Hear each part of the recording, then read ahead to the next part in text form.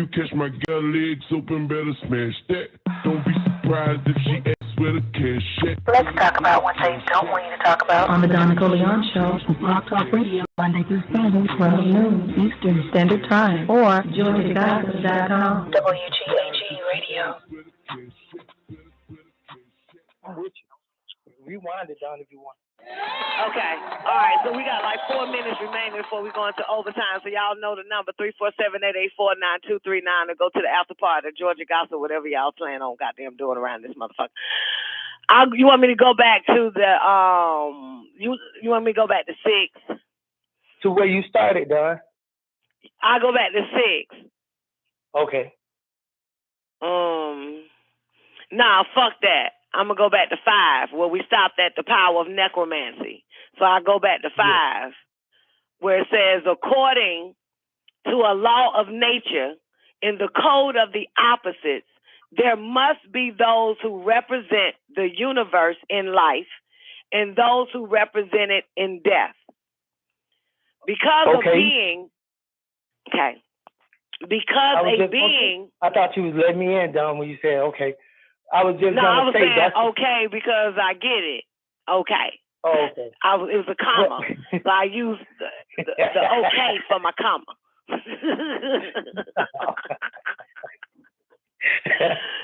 You know what I'm saying? That's where you know you throw in what you want to throw in your little one word. Okay, is that right?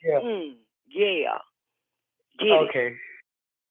So let me go back. According to a law of nature in the code of the opposites, there must be those who represent the universe in life and those who represent it in death, okay?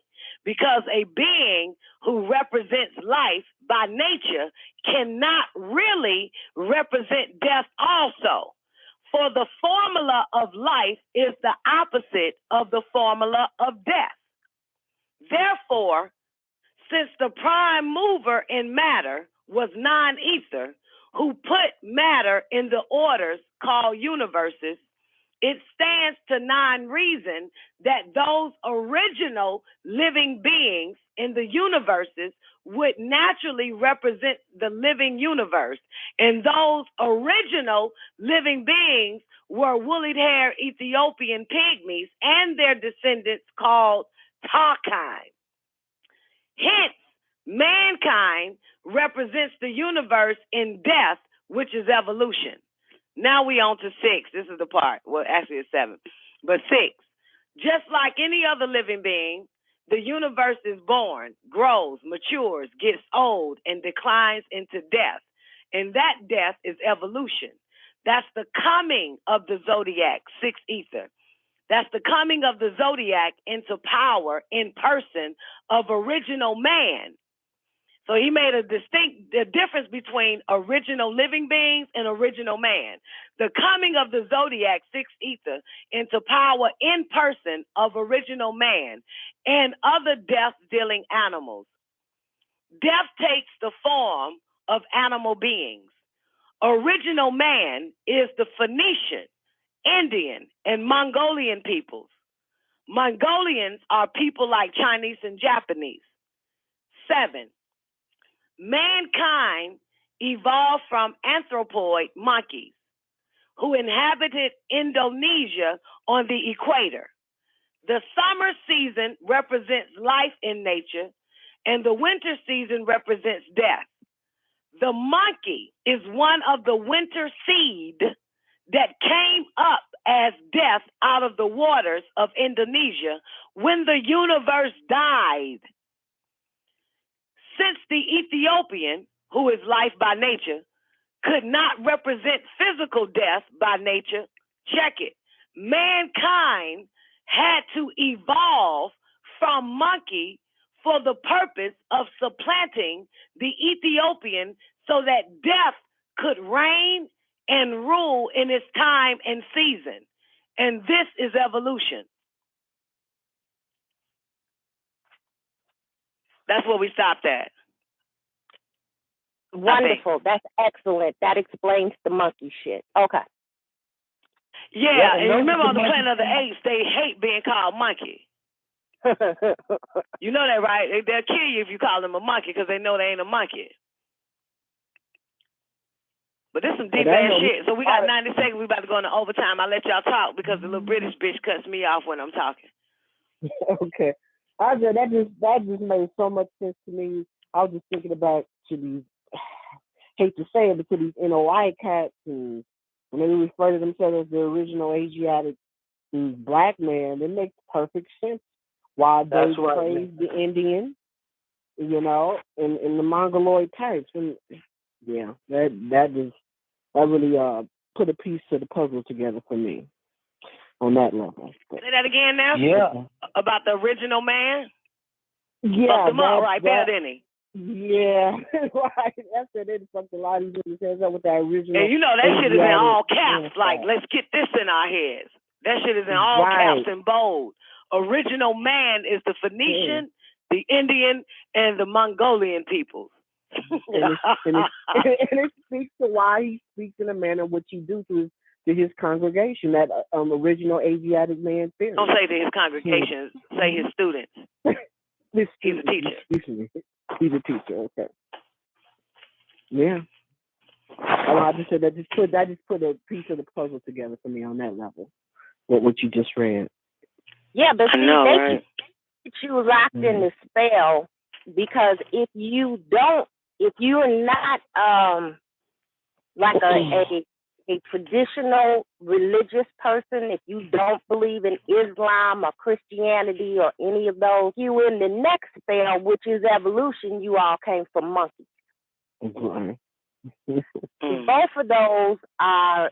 That's why he said that the identity of the Ethiopians, the Ethiopians became identified with mankind through evolution. See, it became identified with the whole shit you just said, Fireliners. Yeah. Through evolution, they went on through us in that bitch too, and we became identified as their evolution process. Mm-hmm. And that's in my death. Both of those paths are death. Mm-hmm. Okay, let's go into 9 because we got less than an hour now remaining. So let's move forward. Okay, so we clear on the winter season and all that shit, right? No, we in 8. Yeah. We in 8. And how they decided to supplant themselves, supplant the purpose of supplanting the Ethiopians so that death could reign and rule in its time and season. Okay, 8. When a universe gets old, it weakens. And in order to regain its strength again for survival, it must rest.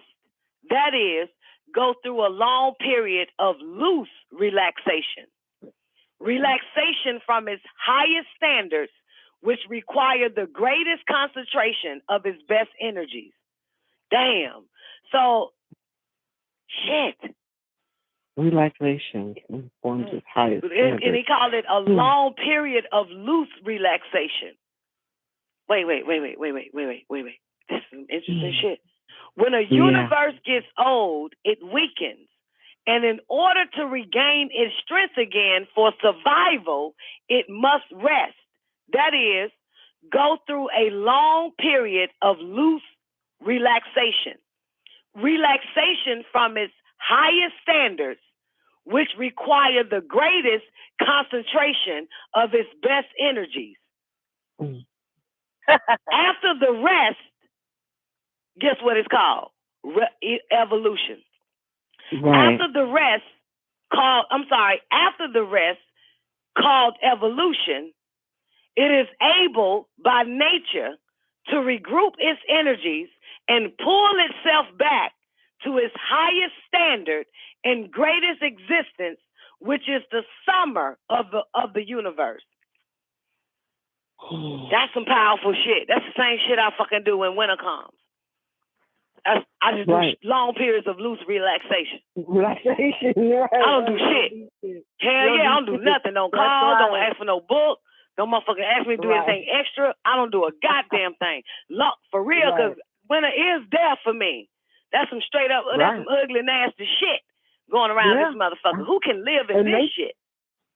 Nature shows us this. The trees are bare. The shit don't grow. It tells right. Yeah, the leaves. The tree ain't finna do a damn thing, is it? That motherfucker ain't finna ripen nothing on that damn root of his. Right. Right. Yeah. Wow. Okay, I get it. So I'm clear. Let's read that part again now. You want to read it again? Okay. Some good shit right here. Good stuff. Good stuff. When a universe gets old, it weakens. And in order to regain its strength again for survival, it must rest. That is, go through a long period of loose relaxation. Relaxation from its highest standard, which require the greatest concentration of its best energy. After the rest, called evolution, so we know that rest is also evolution. After the rest, called evolution, it is able by nature to regroup its energies and pull itself back to its highest standard and greatest existence, which is the summer of the universe. This is powerful. That's what we're going through now. This is what imagine seeing that when they come out of hibernation, when one of them comes out of hibernation, and all of a sudden you just get a big ass explosion. Boom! Yes. Yes, and the powerful part about it, Fireline, is when it says it is able by nature to regroup its energies and pull itself back to its highest standard and greatest existence, which is the sum of the universe. Right. Damn, that's beautiful. Wow. That's what we have going on. That's what we have going on this planet right now. If you ask me that. Because I remember a statement that was saying that we are all universes. Right. We just ain't that big. Yeah. We have everything that the universe has inside of our body. Inside of us. Uh-huh. Mm-hmm. But what I'm saying is, do these people who are watching shit through these telescopes, are they watching one of these constellations wake up?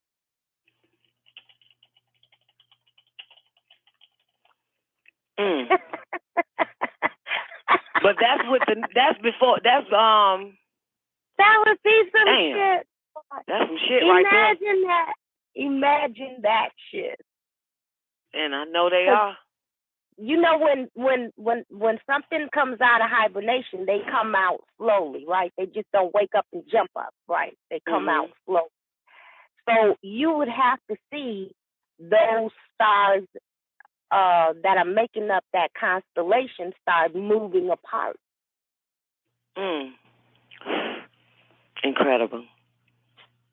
That means it's now Babylon, what Fireline just said, it now resurrects into nine ether. It starts to resurrect. Yeah. It decomposes, it decompresses and goes back to normal shape, which would be an explosion in the Which would be an explosion. Which would be the Big Bang Theory they keep talking about. That's right. That's what it was. Wait, right? I didn't hear that. Can I hear that again? I can see that a universe is born again through nature, regrouping its energies and pulling itself back to the highest and greatest form, and then in the summer of the universe, boom, that explosion takes place. That would be some terrific shit. Yes. Everybody on this planet would fucking die.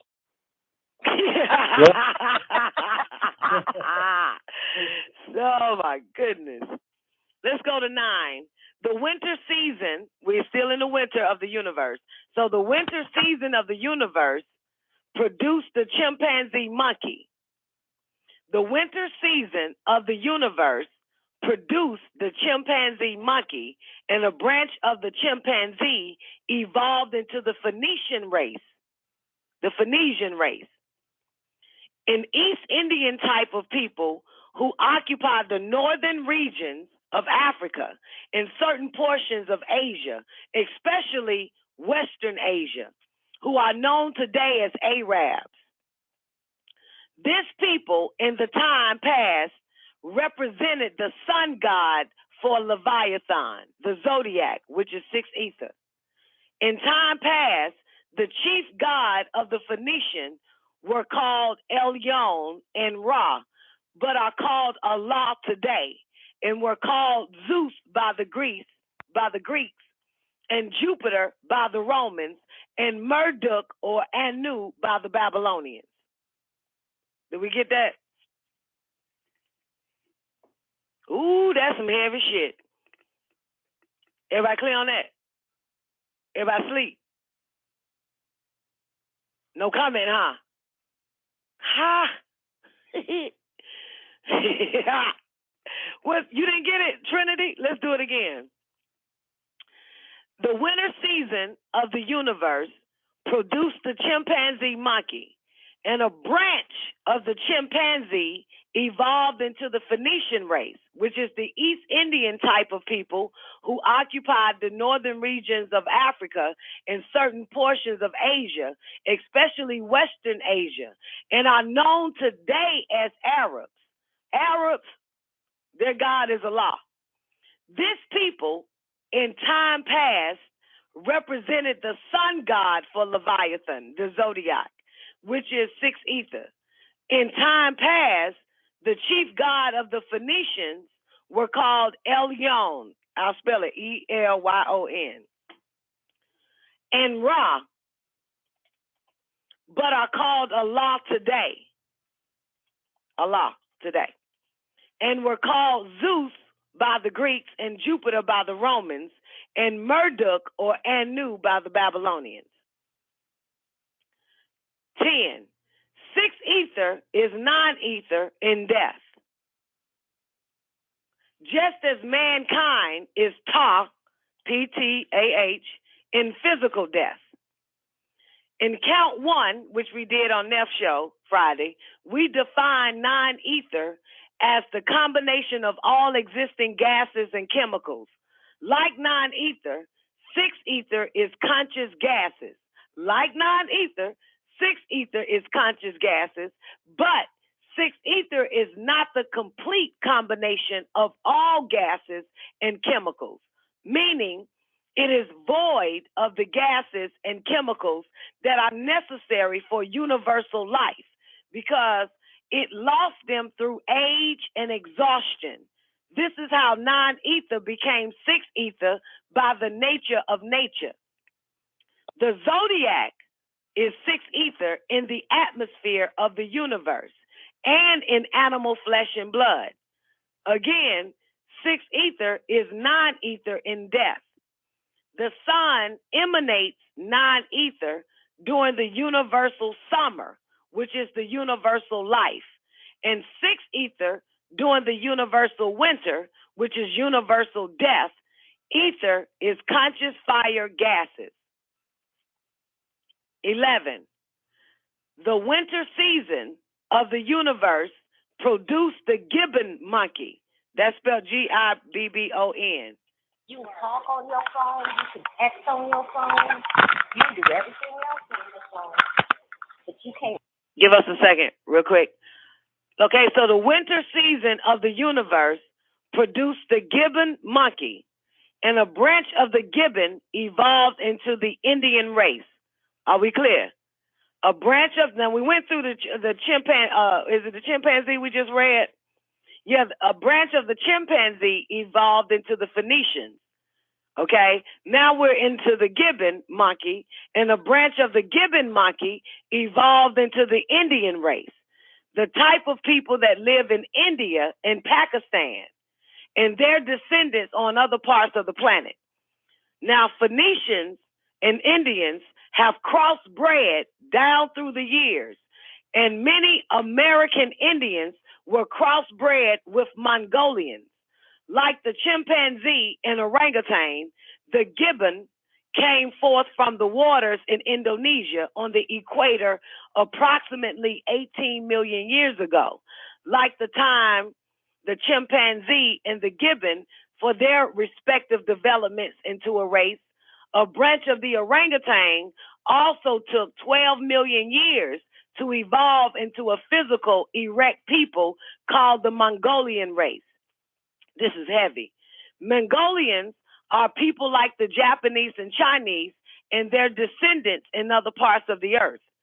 The Phoenician, Indian, and Mongolian races are original man, the father and mother of all mankind. Mankind is all peoples with straight hair by nature. Mankind is all peoples with straight hair by nature. 12. When a body dies, it is exposed to water or atmospheric gases. That body will swell bigger and bigger. And this is one way we Ethiopian scientists know that evolution is death of the body called the universe, because the beings, the parts of the universe, swell to greater proportions, and this is development of decay. And Babylon mentioned that with the universe's contracts and yield, right? I think that's what you meant by it swelling. So let me go back. Let me get this clear. Yeah. I'm clear. Okay, let me get it clear. Okay, right, Babylon? That's what you meant by it contracts or some shit. You say yield or some shit. Yeah, that's right, Don. Expand and contract. You're right. Okay, so when a body dies, it is exposed to water or atmospheric gases. That body will swell bigger and bigger. And this is one way we Ethiopian scientists know that evolution is death of the body called the universe, because the beings, the parts of the universe, swell to greater portions, and this is development of decay. Evolution is the magnification of death in the manifestation of the zodiac. And the zodiac is 6.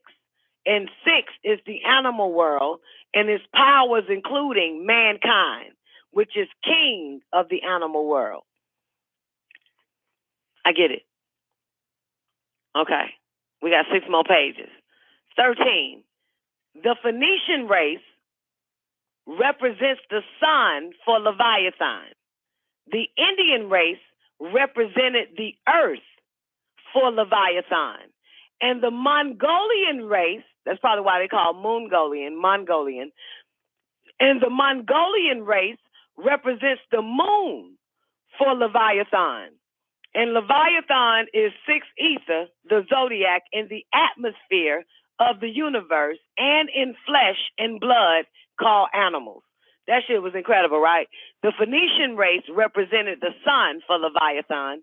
The Indian race represented the earth for Leviathan. And the Mongolian race represented the moon for Leviathan. And Leviathan is 6 ether, the zodiac, in the atmosphere of the universe and in the flesh and blood called animals. Ethiopians, here you read a brief introduction to 6, the chief of whom is mankind. The serpent symbolizes the sun for Leviathan. Okay, now that's the Phoenician race, right? The serpent, because they love the serpent. The crocodile symbolizes the earth for Leviathan, which is the Indian race. And the monkey symbolizes the moon for the same, for Leviathan, which is the Mongoloid race, the Chinese and who else? The Chinese and the Japanese, right? Because it makes sense, because they worship the monkey, the Mongoloids, the Chinese and the Japanese. It all makes sense now. B is moving to the purpose of religion. Are y'all ready for? They remember now, one part I caught, I tried to mention this earlier, where he said that the monkey, now this was some deep shit, walked out of the waters in Indonesia. In Indonesia. Now, lay your hand, try to wrap minds around that. A monkey walked out of the water. Now it makes sense why he's speaking on the fucking alligator being one, and the serpent. Monkey being another, and now you got Homosaurus, a reptilian being known as a Phoenician, Indonesian, Indochina, Indo-European, albino reptile on his deathbed claiming to be God. The monkey. And now it makes sense. I see what you're saying. Yeah, Damn. that's what's going on right here. That's the monkeys from Planet of the Apes, for real. On zoo, the zoo animals. And if anybody wants to do some research, motherfucker.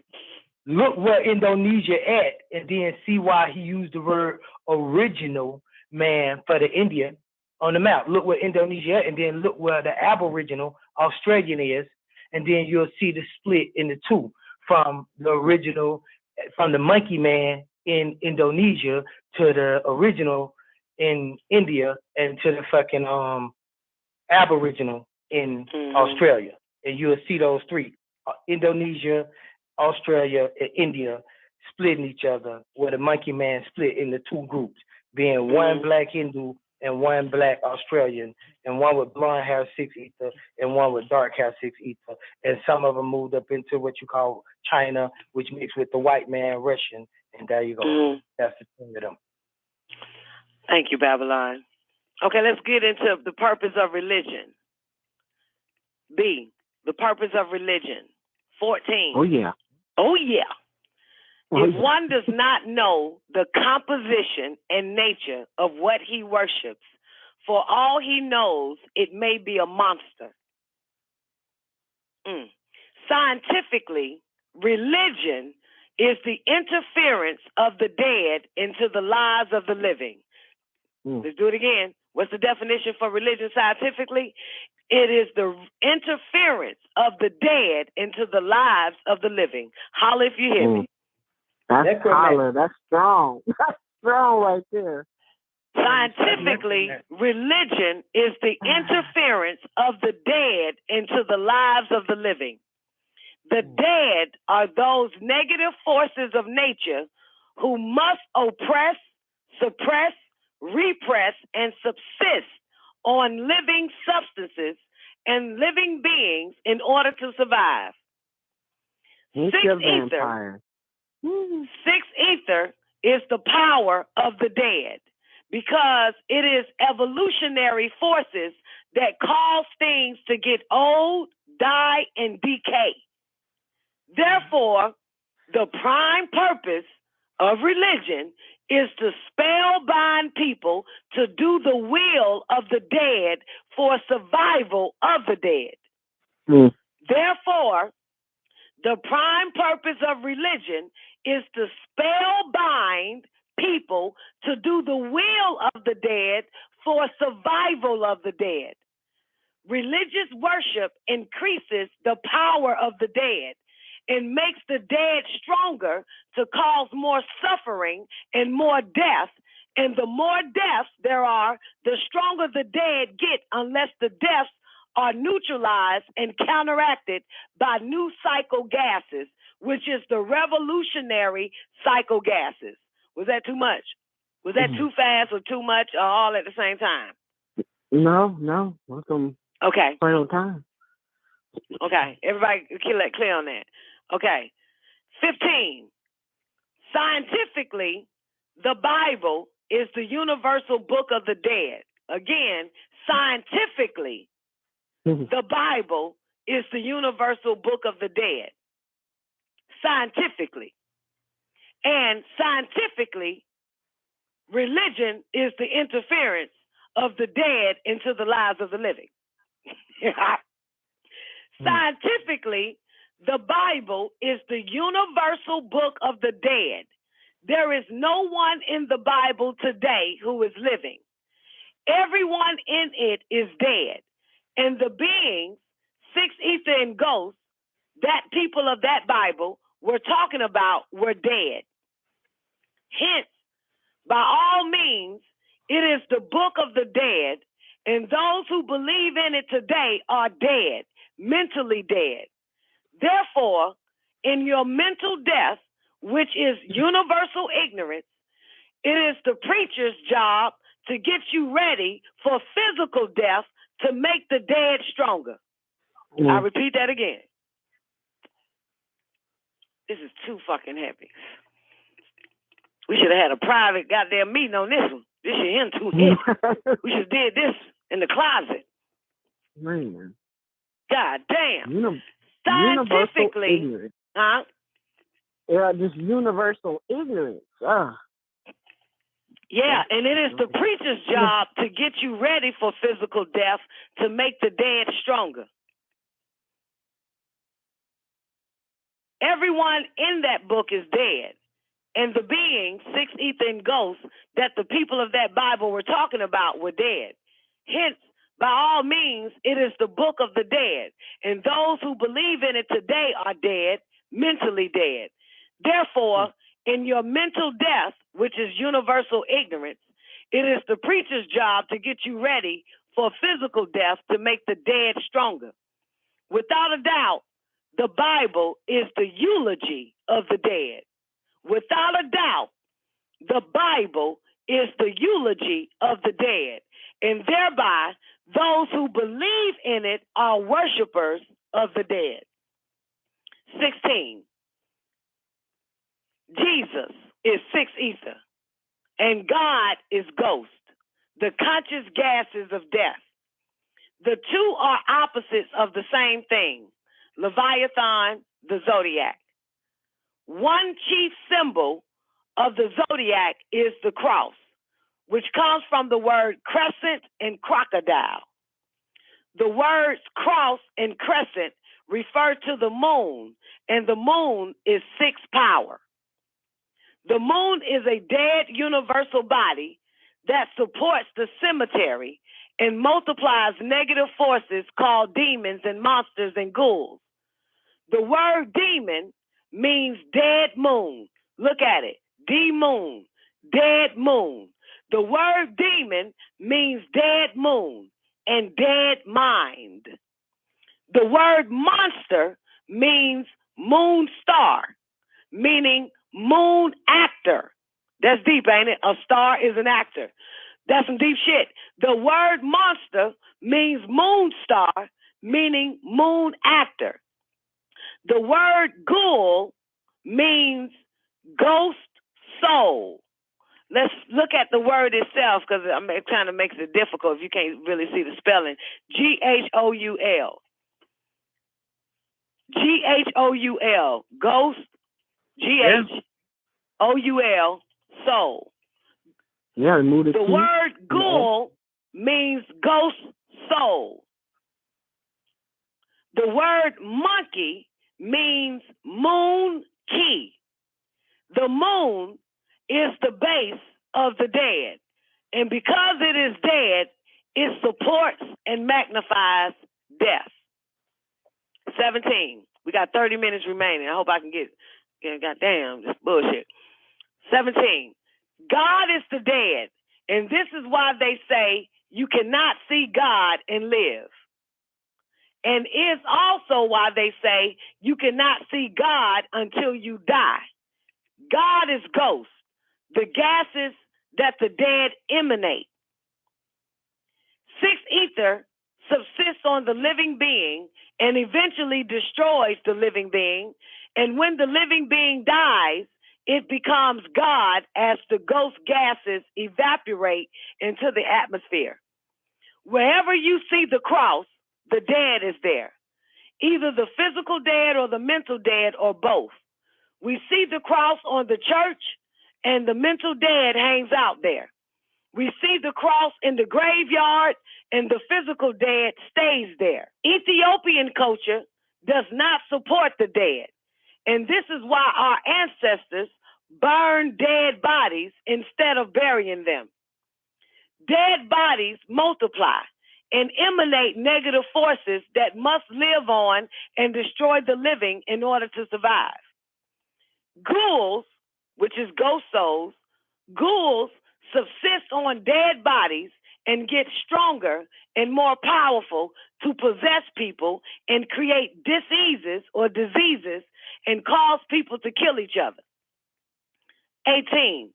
One reason mankind's civilization is so adverse, unclean, and chaotic is because in most cases, he buries dead bodies instead of burning them. The word Caucasianity, listen to the word Caucasianity, civilization, and Christianity. So you got civilization and Christianity is the word for Caucasianity, are synonymous in meaning. The words Caucasianity, civilization, and Christianity are synonymous in meaning. For all three mean the Caucasian race's degree of intelligence. Therefore, another purpose of religion is to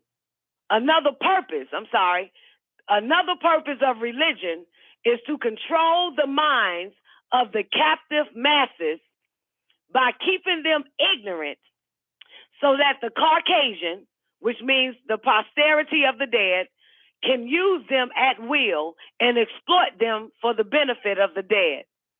19, take away from religion, especially Christianity, the doctrine of life after death, and little or nothing is left. So take away from religion, Christianity, the doctrine of life after death, and little or nothing is left. This life after death doctrine is the doctrine of the dead. This doctrine is why the preacher is getting people ready to die. And after death, the person is never able to tell anyone he or she was soundly and sadly deceived. Thereby, the ignorance of it all is sealed by death forever. The life after death theory is a trick which only the gullible cannot see. Religion is all right for mankind, but not all right for Tarkind. For Tarkind needs universal and natural science for survival and proper well-being. If the reader wishes to learn more about religion, buy and read the booklets called The Bible Interpretation and Explanation. Those Bible booklets are written by Amanubi Ra'akata, one of the teachers who taught us scientists who wrote and write these booklets called the Nine Ball. Let's go into alien education real quick. Hopefully we can get through it. C, alien education. A person, place, or thing is an alien to us Ethiopians when it is not of and for us by nature.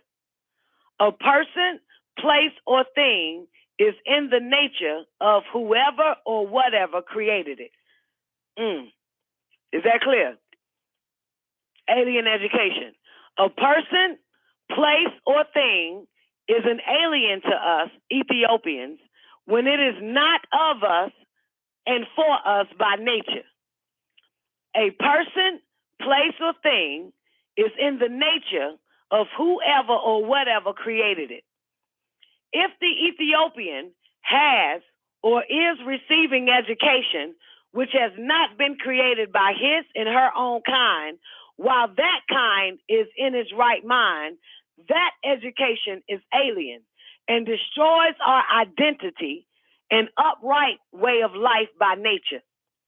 Specifically, education is the knowledge, wisdom, and understanding found in one's culture. Ethiopian education and Caucasian education are opposites. One is the way of death, and the other is the way of life. Hello. Generally, education is the knowledge, wisdom, and understanding found anywhere in the universe. Much of Caucasian education is false education.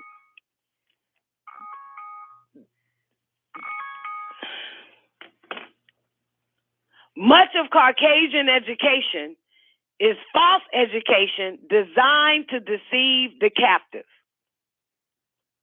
Much of Caucasian education is false education designed to deceive the captive. 21. Much of it. Might as well say most of it. Yeah, that's what 59S just got through teaching me about a slip up I made earlier on astrology. And she corrected me on the fact that, nope, the cracker teaches astrology, and that's to the demise of non-ether. That's adverse forces. None of it ain't good. That's that real shit right. You're right. There. That was good. That was a good part right there, Don, what you just read, because if you could please read it again, Don, because it explains that his whole education system and everything that he has to offer and bring us is bullshit. The YouTubes, the astrology. It's all deceptive to deceive the captive. Absolutely. Yeah. False education. Much of the Caucasian education is false education designed to deceive the captive. But I know what part I know what part I think you're talking about when he say this shit right here. Ethiopian education and Caucasian educations are opposites. One is the way of death, and the other is the way of life. Generally, education is the knowledge, wisdom, and understanding found anywhere in the universe. However, much of Caucasian education is false education designed to deceive the captive. Didn't we just talk about this? I'm negative because when we talked about it, Don, you was on the positive side. You was like, education is, when he said generally, education is the knowledge, wisdom, understanding of the universe. Found anywhere in the universe. Yeah, found anywhere in the universe. But Caucasian education is false education. Yeah, and that's what made me say I don't like the word education, because it has become associated with Caucasian civilization. Well, I agree, because the first thing you think about when you use the word education to somebody, it conveys the tones or the brain waves to have you thinking that you need Mr. White Man so you can be educated. I know. Yeah. I know. That's the first thing that comes into a person's mind. Is him, the Caucasian education. 21. It was regrettable that the ignorance of Ethiopians allowed them to come to an educational confrontation with the Caucasian in the Caucasian's own educational system, because the Caucasian was sure to win, for black people had nothing to mentally challenge this motherfucker with. Let me read it again. Please do. Please, Lord. All woman. God. This will make me just goddamn go crazy, man. You're hard for me to listen to this shit right here. I know it, man, without outbursting, without your soul saying, hell yeah. Now, you listen to the fucking word that he used. It was regrettable. It was regrettable that the ignorance of Ethiopians allowed them to come to an educational confrontation with the Caucasian in the Caucasian's own education system, because the Caucasian was sure to win. I got that shit from Nubia. Archaic. True. That's true. Let me read this shit right.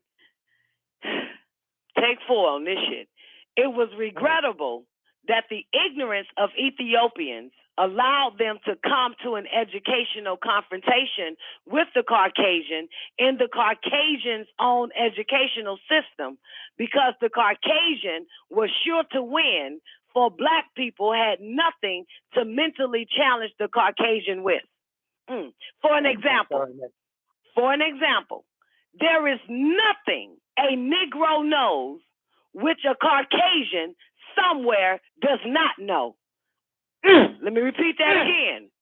For example, there is nothing a Negro knows which a Caucasian somewhere does not know. And this makes a Negro a mental creation and mental prisoner of the Caucasian. Therefore, the Negro has no mental power capable of challenging his mental maker, the Caucasian teacher, successfully. Let's do that again. From the top down, please. We're going to run out of time. Cool. Let's go back with for example. There is nothing a Negro knows which a Caucasian somewhere does not know. And this makes a nigga a mental creation and mental prisoner of the Caucasian. Therefore, the Negro has no mental power capable of challenging his mental maker, the Caucasian teacher, successfully. The mental maker, absolutely, Math MD. Because the mental maker of the Negro is the Caucasian teacher. So, therefore, you cannot challenge that motherfucker and win successfully if, in fact, that is your mental maker. Hence, that's right. Hence, defeat was inevitable. 22. However, the challenge was justified, and the cause of the challenge was clear.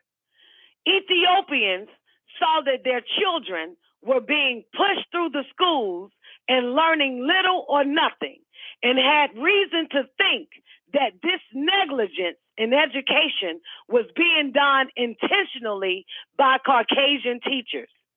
The confrontation was very regrettable. There's that word again, regrettable. The confrontation was very regrettable because the defeat was far-reaching and very bitter for our children, in the sense that the Caucasian now feels justified in teaching our children even less than before, so that our children will be less able to win a confrontation against their children in the future. And so our children will be less able to offer competition in all fields of endeavor against their children as time goes on. Is that clear? Very. God damn it, dog. I need to hear what it again. The mentally dead, the Negro does not understand is that the Caucasians are dedicated to keeping Ethiopians as ignorant as possible, especially if the person is militant. Hello? Let's do it again. That's right. What the mentally dead Negro does not understand is that the Caucasians are dedicated to keeping Ethiopians as ignorant as possible, especially if the person is militant or of a disagreeable nature against Caucasians. And this is one way the Caucasian tries to assure his continuous rule by ignorance and the gullible among us. Did we get the militant part? Oh, yeah. What the mentally dead Negro does not understand is that the Caucasians are dedicated to keeping Ethiopians as ignorant as possible, especially if the nigger is militant. 23. We Ethiopians need our own educational system and our own knowledge to teach. An Ethiopian may have a master's degree or doctor of philosophy degree in Caucasian education and still be ignorant. That's right. Ignorant of his origin, ignorant of his real name, ignorant of his language, ignorant of his culture in general, ignorant of the true origin of the races, ignorant of the origin of the universe and the sun, planets, and satellites and thereof, and even does not know what race he is a member of. What we must do is not challenge.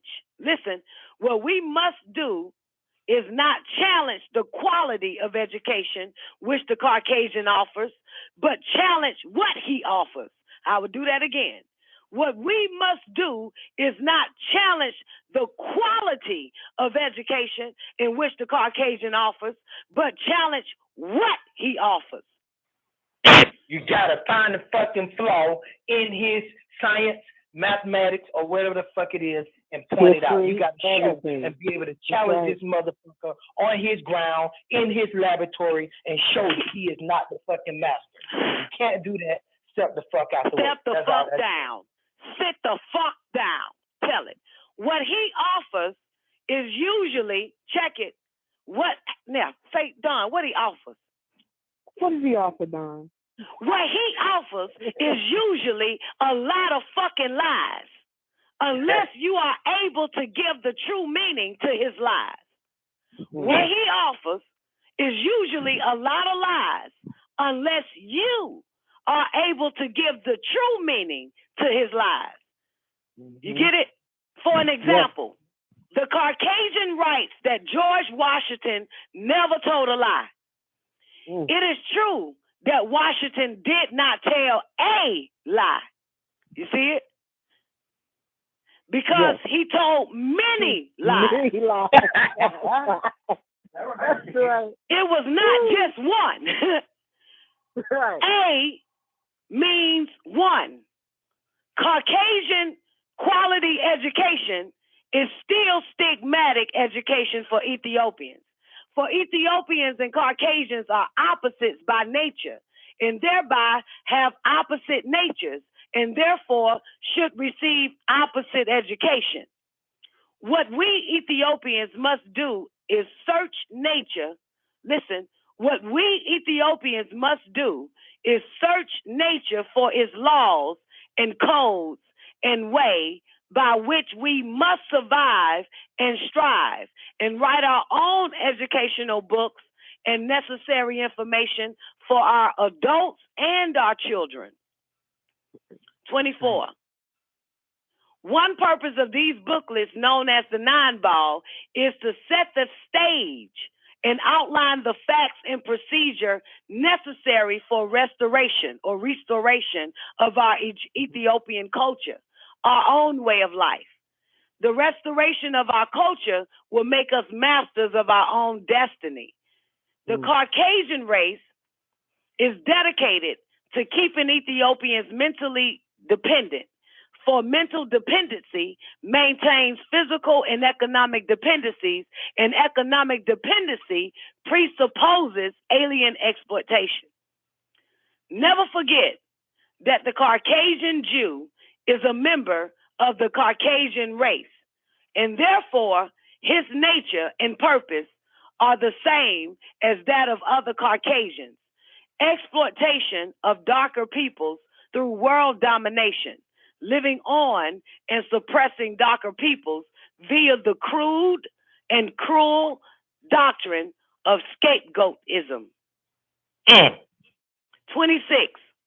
The way for us to really challenge the Caucasian and his educational system is by searching and finding our own education and making our own history again. Negro history is slave history. Negro history is slave history. We need to make Ethiopian history, and we can do this by regaining Ethiopian culture by nature. We Ethiopian scientists will open the door to this liberation of the mind. The best quality education that Ethiopians can receive is Ethiopian education, which is based on the origin of everything. Origin of everything, nature of, purpose of, and development of.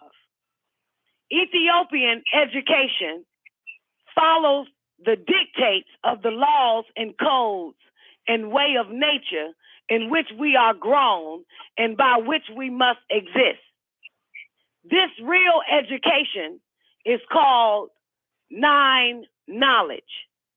It is a miserable state of condition where Ethiopians, originators of the universes, degrade themselves arguing with Caucasians because they are not receiving more Caucasian misleading education.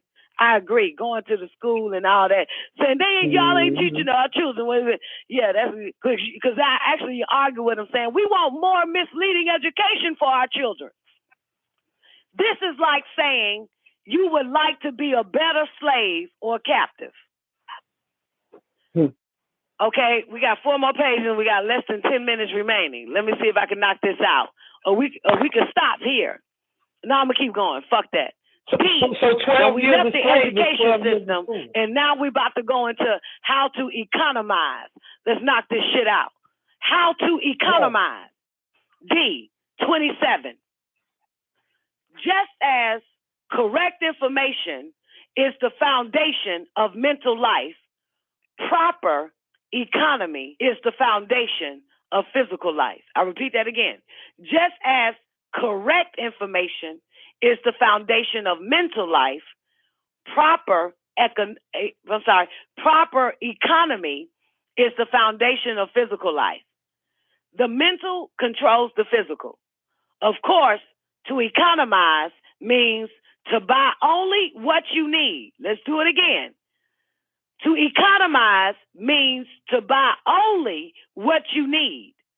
Most Caucasian holidays are commercial days. Let's get that in our heads.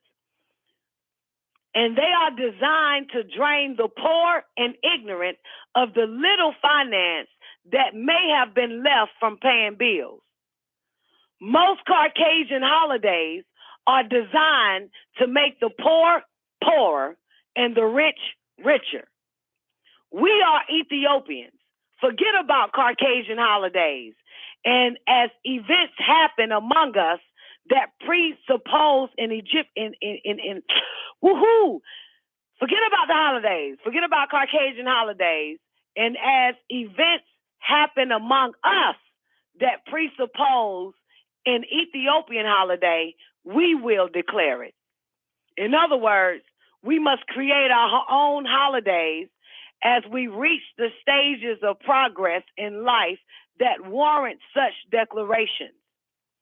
Caucasian holidays are stigmatic days for us that help keep us economic slaves and captives. That is, their holidays help keep us economically dependent on Caucasians because Ethiopians, out of ignorance, spend unnecessary money for Caucasian holidays. The base of economy is food, clothing, and shelter.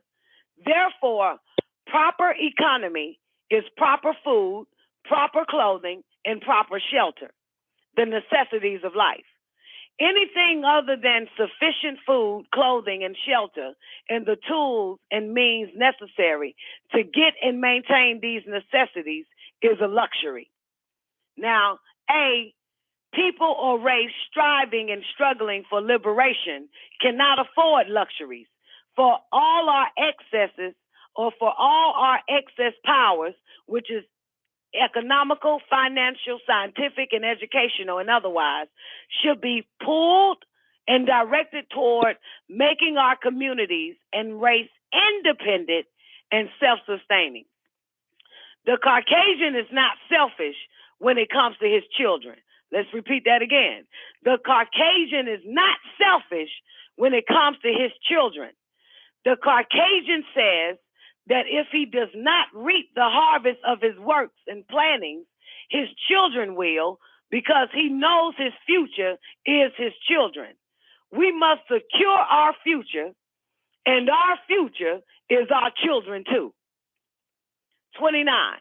Another gimmick the Caucasian uses to strip poor and ignorant people of their finance and economic means is styles and fashions.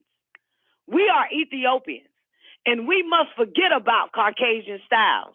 Most Caucasian styles are uncomfortable and unhealthy because of their tightness, and some are downright indecent. Caucasian styles are not designed to aid life, but destroy it. The female with spike heels on aids death.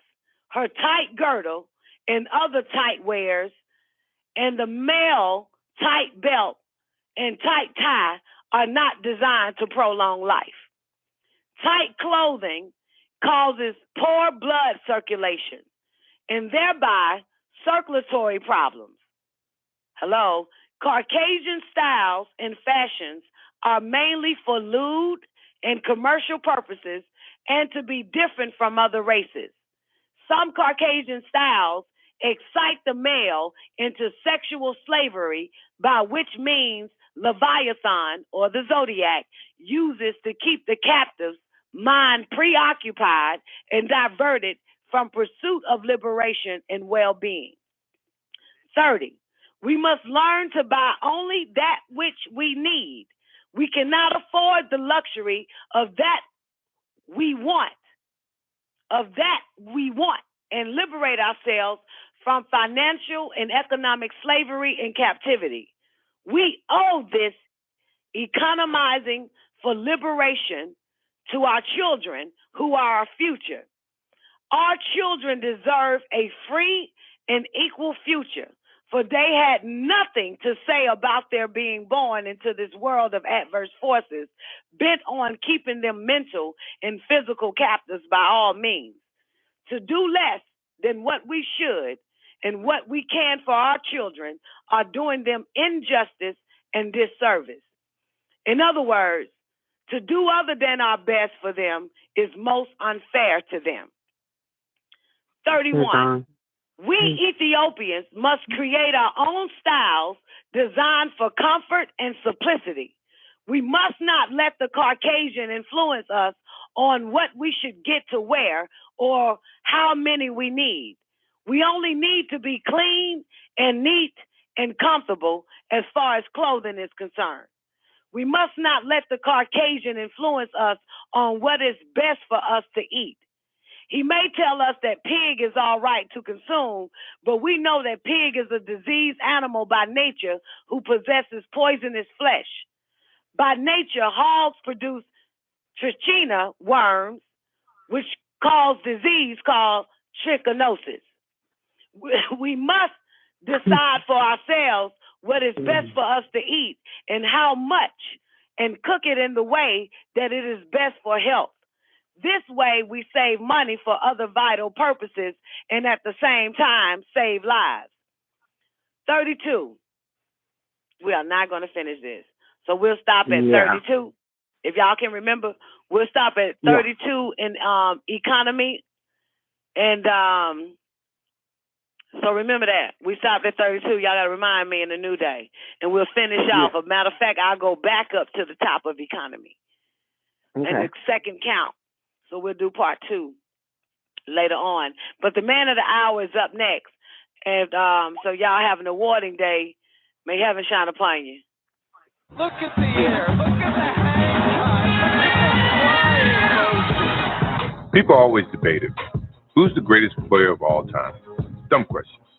It should be, who's the greatest team of all time? WGAG Radio. Sorry, Showtime. WGAG Radio. Back to back.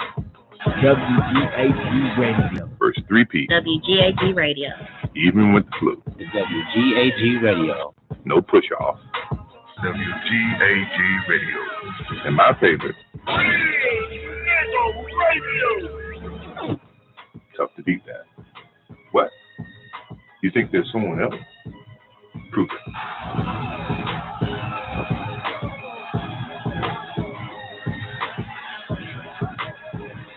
Look at the air. Look at the hang time.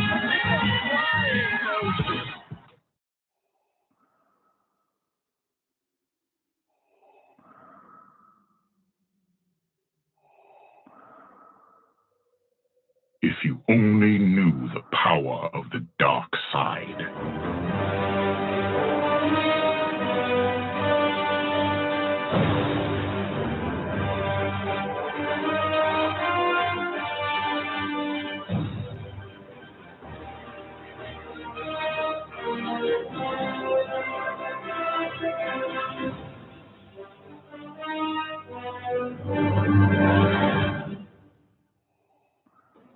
There are relics that predate the universe itself. What lies within her appears to be one of them. The 9 realms are not eternal. They had a dawn as they will have a dusk. But before that dawn, the baddest bitch in El Cologne reigned absolute and unchallenged. Nicoleone made a weapon out of that darkness, and it was called the ether. While the other relics often appear as stones, the baddest bitch in El Cologne is fluid and ever-changing. It changes matter into dark matter. It seeks out host bodies, drawing strength from their life force. Don Nicoleone, sought to use the ether's power to return the universe to one of darkness. Darkness. Darkness.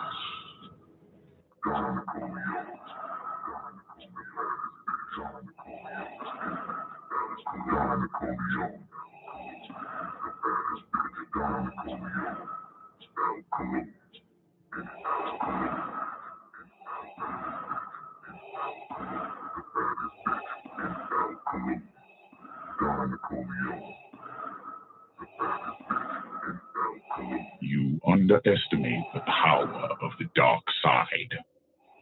Your powers are weak. Long before the birth of light, there was darkness. And from that darkness came the baddest bitch in El Cologne. Millennia ago, the most ruthless of their kind, Don Nicoleone, sought to transform our universe back into one of eternal night. Such evil was possible through the power of the ether, an ancient force of infinite destruction. You underestimate the power of the dark side. Your powers are weak.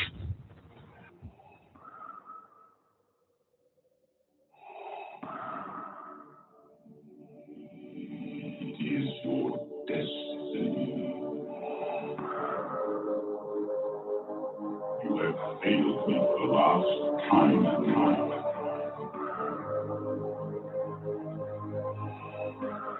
Your weakness,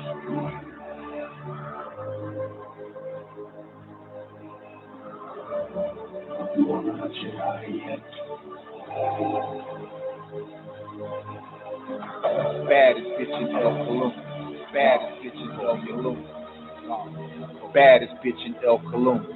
Don Nicoleone. Baddest bitch in El Cologne. Baddest bitch in El Cologne. Baddest bitch in El Cologne. Baddest bitch in El Cologne. Baddest bitch in El Cologne. Don Nicoleone. Baddest bitch in El Cologne.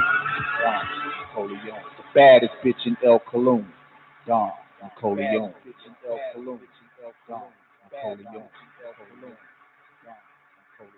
You cannot escape destiny. Accept your fate. You are beaten. Yeah, the darkness is once again visible, niggas. You know what time it is. You tuned in to WGAG Radio at this time for one reason only, to hear the greatest voice transmitting throughout cyberspace. You know who she is, the Sublime Oracle, the baddest bitch in El Cologne. Yeah, it's time for the Don Nicoleone Show. You underestimate the power of the dark side. The baddest bitch in El Cologne. The baddest bitch in El Cologne. The baddest bitch in El Cologne. The baddest bitch in El Cologne. Don Nicoleone. Don Nicoleone. Don Nicoleone. The baddest bitch in El Cologne. The baddest bitch in El Cologne. The baddest bitch in El Cologne. Your thoughts betrayed you. Your powers are weak. So you've chosen to die here. Expect no mercy.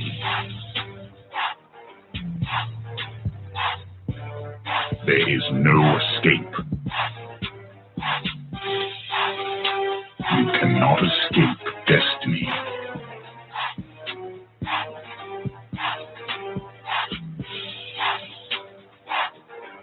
Accept your fate.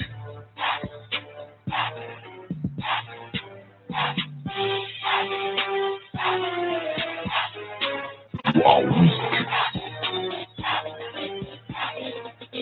I will destroy you. Triple darkness is your destiny. Do not fight your fate.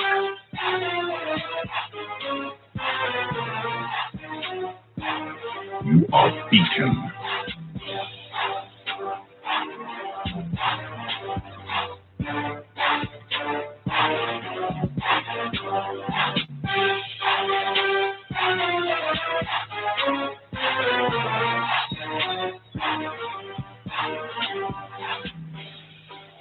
You have wasted my time.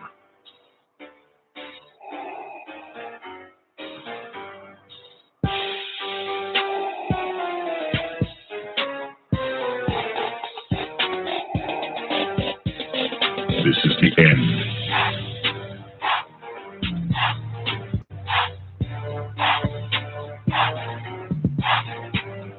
You have yet to master the way of the Force.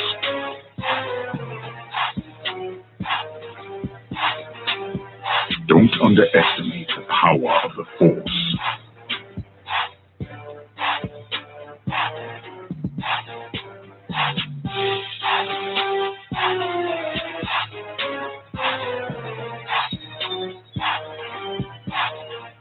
Give yourself to the dark side.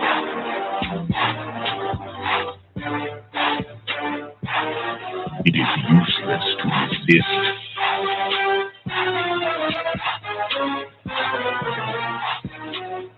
Do not resist.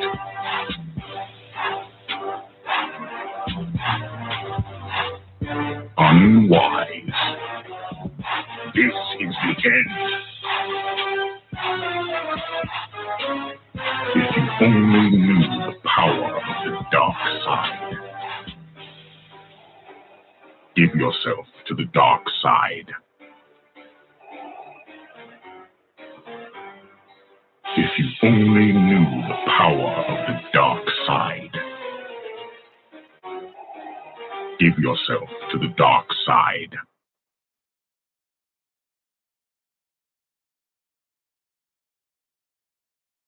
Do you now understand the power of the dark side? But it ends here. Now give it up for the baddest bitch in El Cologne, Dawn, Nicoleone.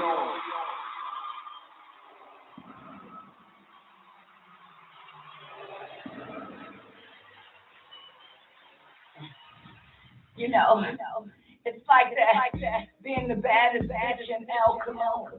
And sometimes, just because you're the baddest bitch in the El Cologne, you might just wanna masturbate to the affirmation.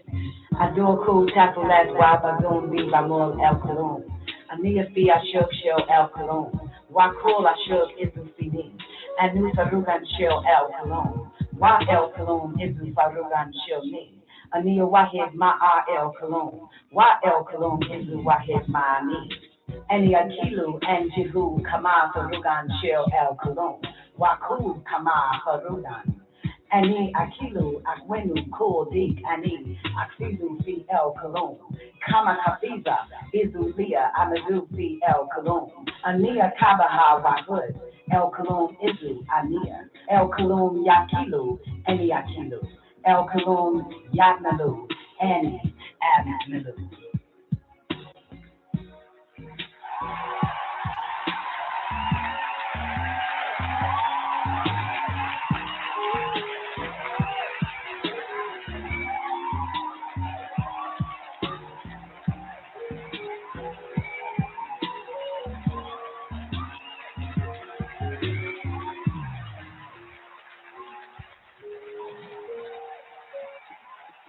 I am in the love of the all, and all love is for me. I am a part of the all, and the all is a part of me. I am one with the all, and the all is one with me. I can succeed as a part of the all and fail as an individual. I can be all that I wish in the all, as long as my wish is to stay in the all. I'm never alone. The all is, I am. The all can, I can. The all does, I do.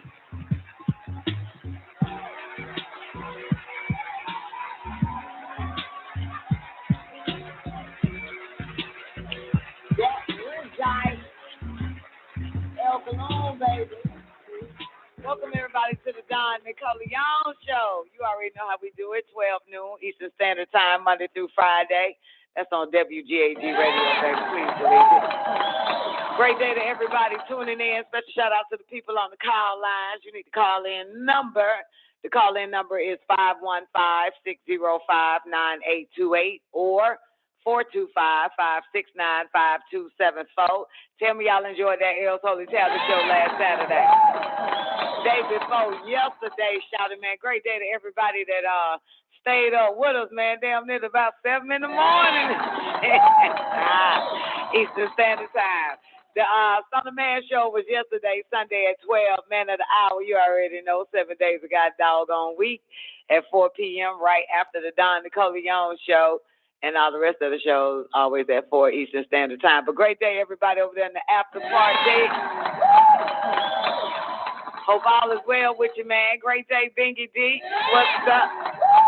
Special shout out to Forever, Ethereum Forever in the building. Miss Hudson, great day to you. Nick Bet, the Vulture Goddess is in the building. Great day, Nick Bet. Special shout out to Sister Zena, Sister X in the building. Jay Wiggle.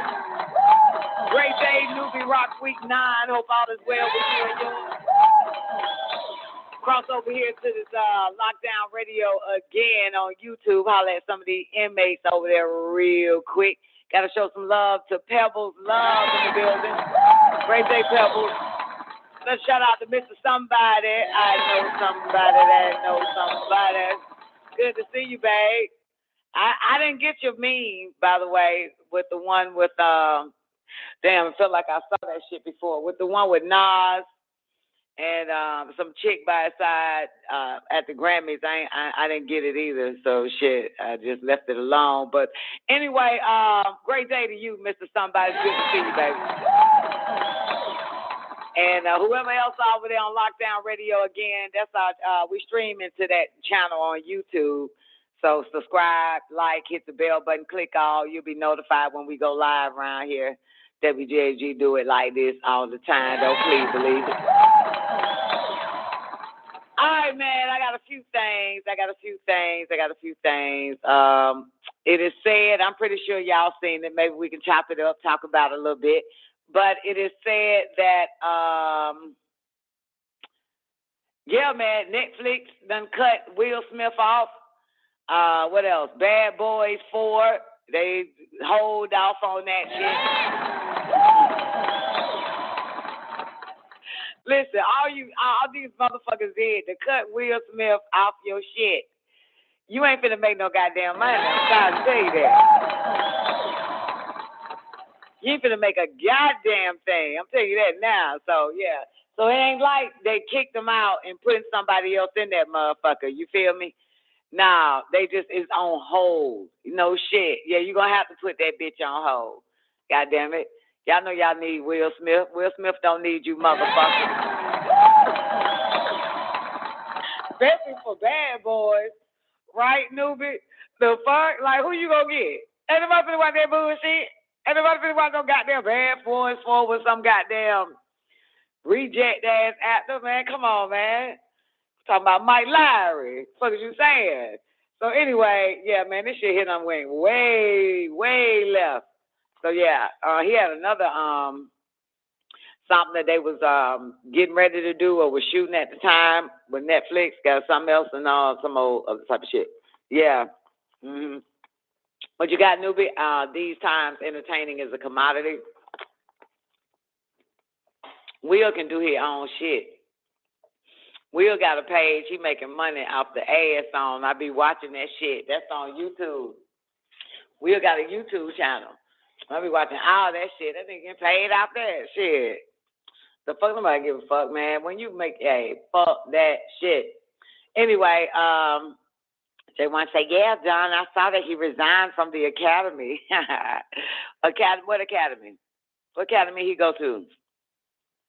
J1. What academy? Great day, Jay Jizzle. How you doing? Got a job, so proud of you. What academy you talking about? What academy he went to? That's fucked up because the nigga wasn't never going to that bitch, right? Oh, you ain't got. Oh, that's right. It was a scam. My bad. Sorry, J1. But Will Smith wasn't going, right? I mean, he wasn't even fucking with the Oscars, the Academy, or whoever the fuck they are. Then he show up, and this what happens. That nigga show up, and this what happens. This why you don't. This why. Hey, you only see Prince at the Grammys twice after the bullshit. He just sit there too. You know what I'm saying? But anyway, Man, fuck these crackers, man. You don't never, man. They just wait. Remember, you got to be twice as good as them to get half of what the fuck they got. Fuck that shit. Anyway, so, look at Newbie, man. Hold on, give me a second, man. My first cigarette of the day and my first sip of something to drink. Anyway, then what I'm about to say about Will. Oh, you know what? They said your boy Bill Meyer. Everybody making jokes about this shit, but they said Bill Meyer tells to Jada Pinkett, put on a fucking wig like everybody else at the Oscars. Are you fucking kidding me? Are you fucking kidding me? Put on a fucking wig like everybody else at the Oscars. Are you fucking kidding me? They're two inverts. Even the elect will be fooled. You did. That's not what it say, Mr. Somebody. It said if it were possible, they will fool the elite, the elect. The word is if there. Don't ever forget that. If. That's how serious they are about striving to deceive motherfuckers.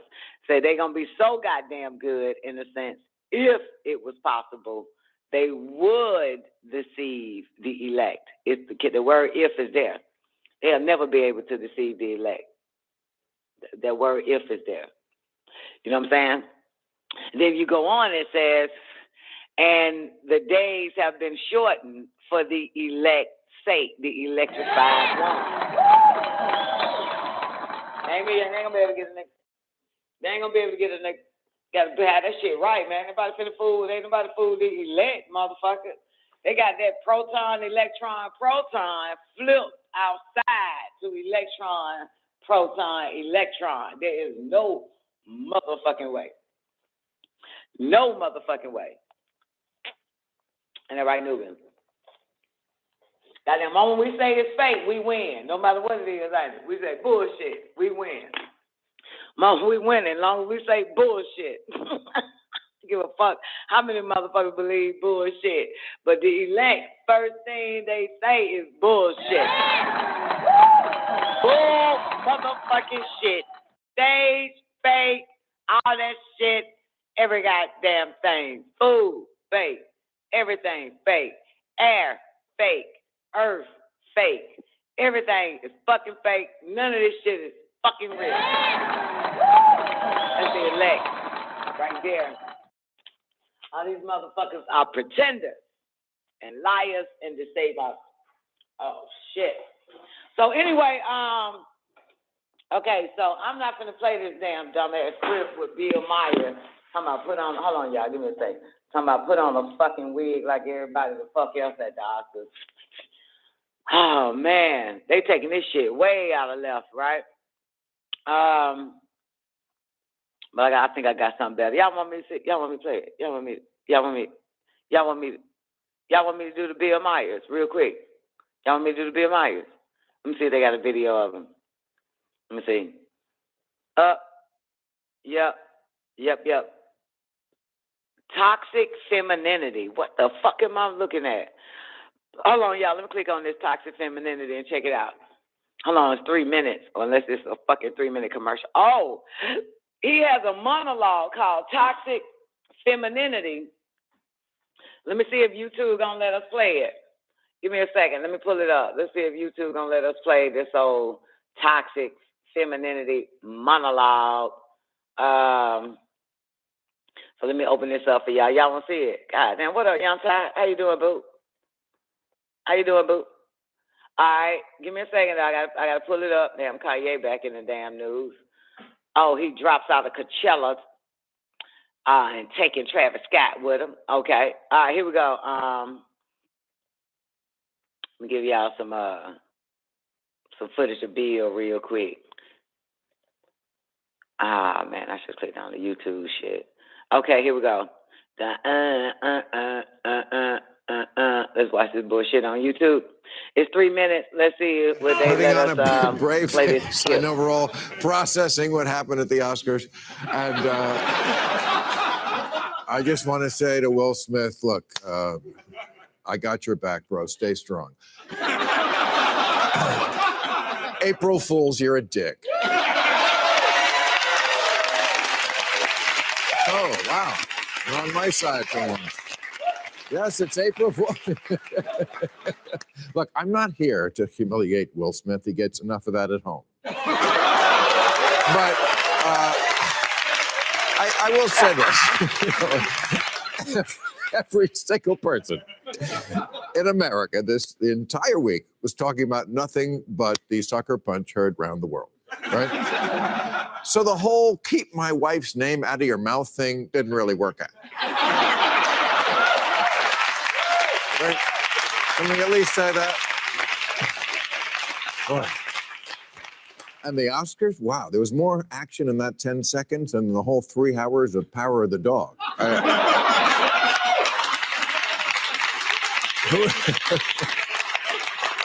Who would have guessed that the movie that comes out of the Oscars with all the buzz was G.I. Jane? And,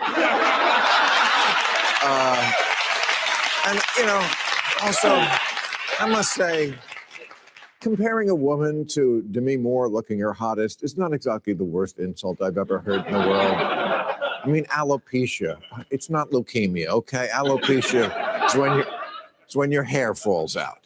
Appalachia, when your teeth fall out. That's there are worse things. And also, I'm supposed to feel bad for Will Smith defending the honor of the woman who was fucking August Alsina. I mean, how... Also, the other thing that is very a little fishy about this is that when Chris Rock told the joke, you cut to Will Smith and he's laughing at the joke.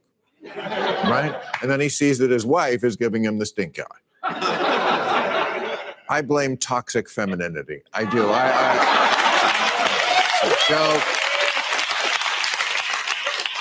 But now, of course, there's a controversy on top of the controversy because the Academy says that they asked Will after that to leave, and he refused, and then got into a shoving match with Liza Minnelli.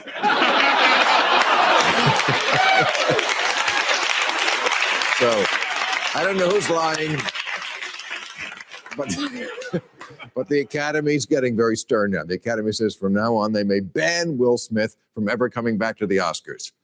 My question, and what's the punishment? Good point. What the fuck is the punishment? There it is, y'all. That's BMI, HBO. I don't watch that shit. But, hey, that wasn't bad. That wasn't bad, y'all, was it? That wasn't bad. That was pretty good skit. That was a pretty good skit. Right? Did y'all hear Chris Rock's brother on stage? Anybody check out Chris Rock brother? That shit, yeah, that wasn't that bad. That wasn't that bad. Lord have mercy, they slamming goddamn Will Smith, man. It was kind of time for Will Smith, though, man. This nigga so goddamn perfect, man. In my book, man, Will Smith so goddamn perfect, man. It was time to crucify this nigga, man. He was so perfect, man. He was after the image and after the likeness of the Most High highest.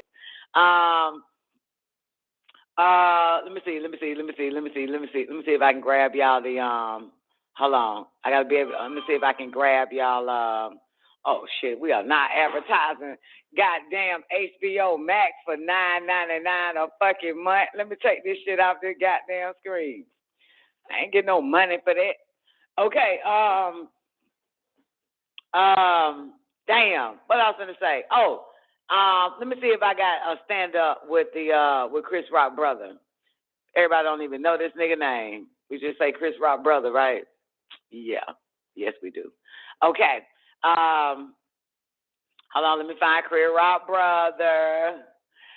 Oh, Grammys opened up with a slap at Will Smith. Y'all watch the Grammys. That's why there wasn't nobody on social media.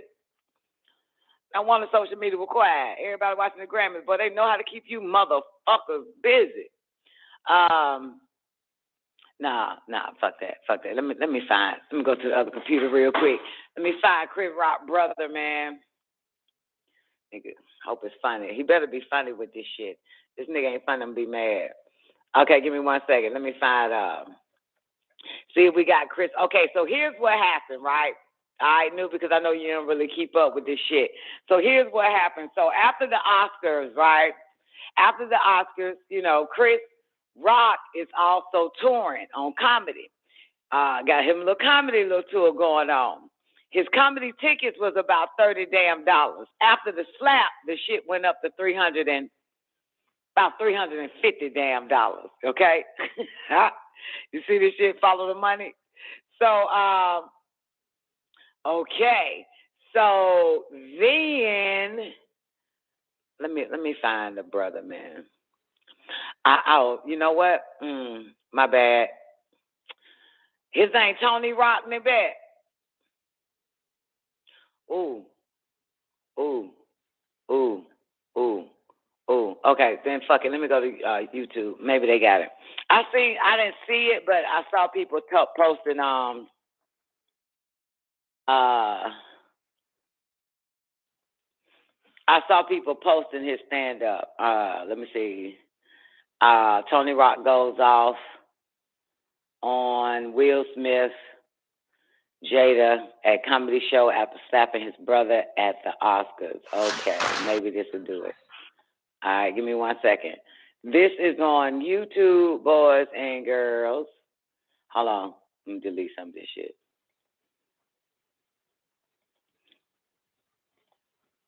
All right, we cooking.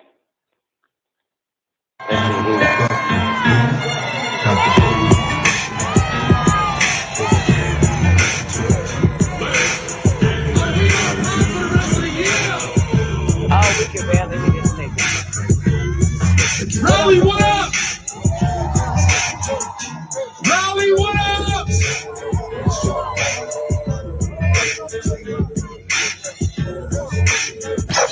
Oh, we on pop for the rest of the year. Oh, we on pop for the rest of the year.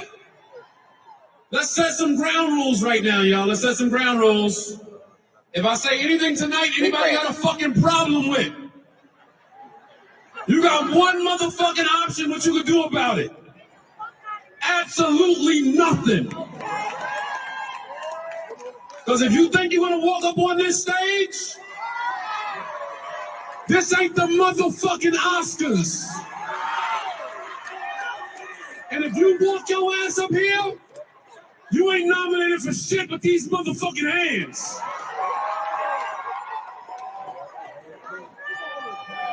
Oh, we on pop the rest of the year, nigga. Every time you see me do a show, pop. I ain't want to start the show like that. You gonna hit my motherfucking brother? Cause your bitch gave you a side eye? Wait a minute. Wait a minute. Stop reading my goddamn mind. You want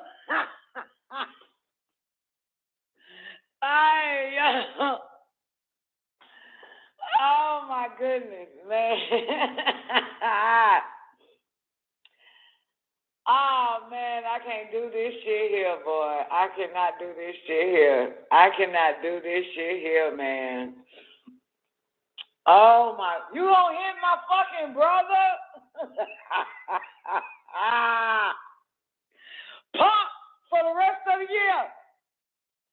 Pop for the rest of the goddamn year. Wait a minute. Oh shit.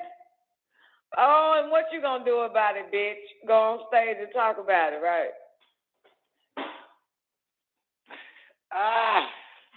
Like how I did. About the bitch stole my PlayStation, Xbox, whatever the fuck it is. Can't confront the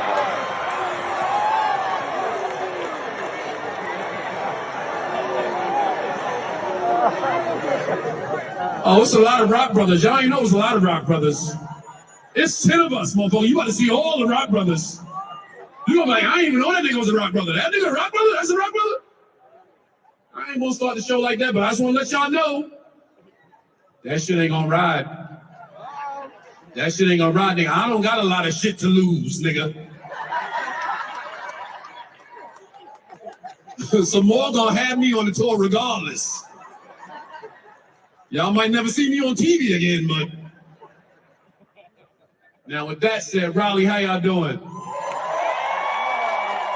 How y'all doing, Raleigh? Y'all good? You got one motherfucking option what you can do about it. Absolutely nothing. Because if you think you're gonna walk up on this stage, this ain't the motherfucking Oscars. And if you walk your ass up here, you ain't nominated for shit but these motherfucking hands.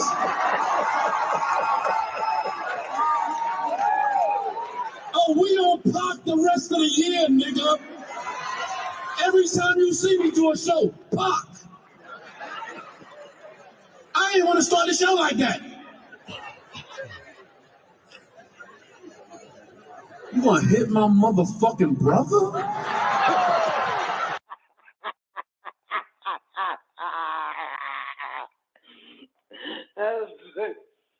You gonna hit my motherfucking brother? This shit stupid than a motherfucker. This shit stupid, man. Cause your bitch gave you a side eye? Wait a minute. Side eye? I'm gonna start the show like that. You gonna hit my motherfucking brother? Cause your bitch gave you a side eye?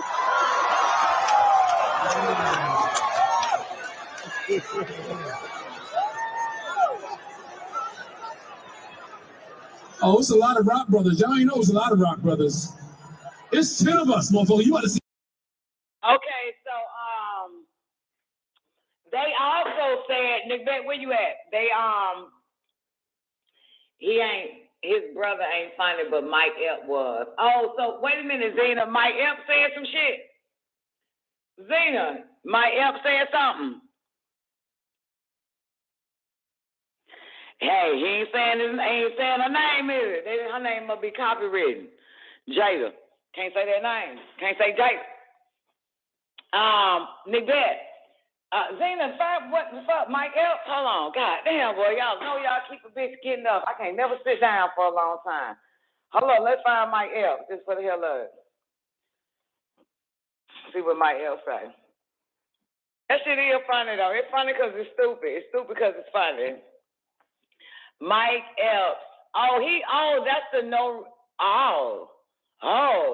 So they're doing, they're on a tour called No Remorse Comedy. That's an interesting name. That is an interesting name. No Remorse. All right, here we go. Mike Epps reacts to Will Smith Oscar, Chris Rock slap. Where we at? I hope this is clear. Is this the one you saw, Zena? I need a really good one.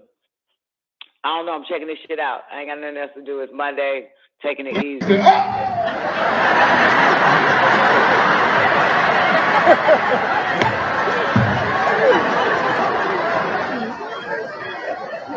Smack the dog shit out of Chris. Yeah. That's probably why they'll never let a like me come near that shit. What would I have did? Shit. When he turned his back, I'd have ran and just kicked him.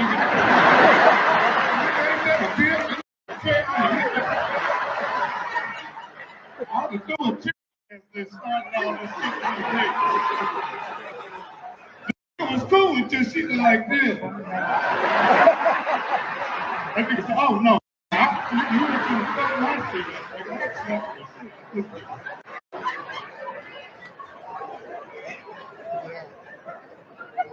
She been bald-headed. I ain't never known her to have no hair. Right. She did have hair. She had them a little twin. right there.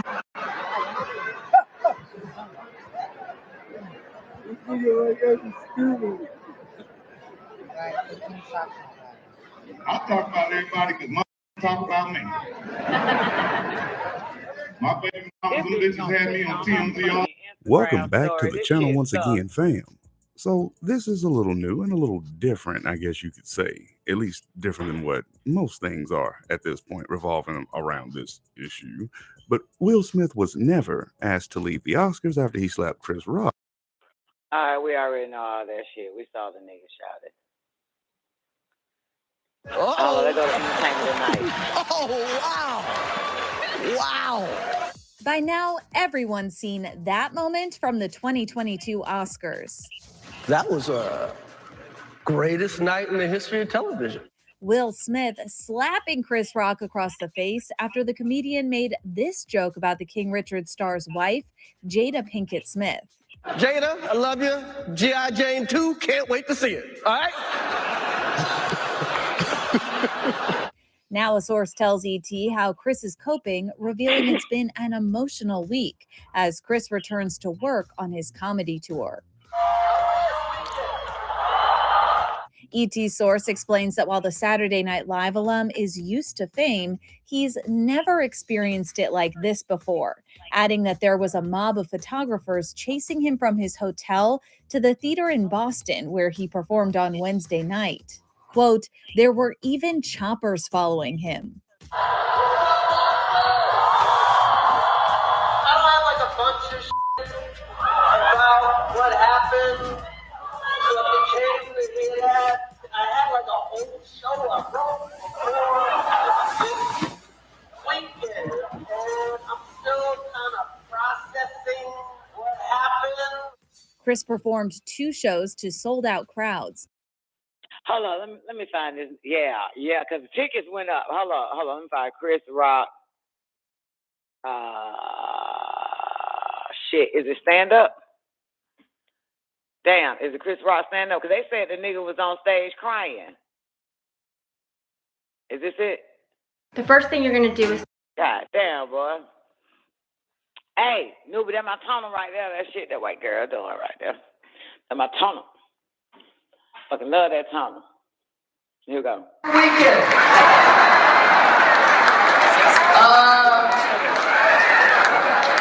I don't have like a bunch of shit about what happened. So if you came to hear that, I had like a whole show I wrote before this weekend. And I'm still kind of processing what happened. Like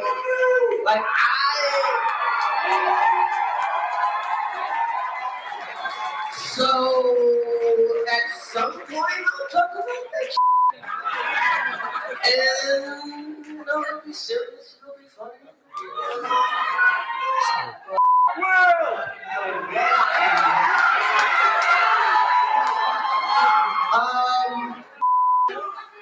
I'm gonna tell some jokes. Why he just stood there, Newbie? Why he just stood there? You know what I'm talking about? Why he just stood there? Why did, like when Will came up at his ass, why he just stood there and stuck his face out to get slapped? like, why he didn't run off stage? What you got? Denzel's response was kind of interesting if one wanted to go down that rabbit hole. He said, Jada always been bald. Jada always been bald head. She always had nothing but a wig on her head. Who said that? T. Madison said Will Smith should have slapped the shit out of Jada instead. We don't give a fuck what that tranny ass nigga want to be a fucking bitch say. Okay, we don't give a shit about no T. Madison. If that's typical coming from a goddamn man that wants to be a fucking woman. Tell that bitch nigga I said it too. Tell T. Madison I said it. We don't want to hear shit from no goddamn transvestite ass nigga. The fuck?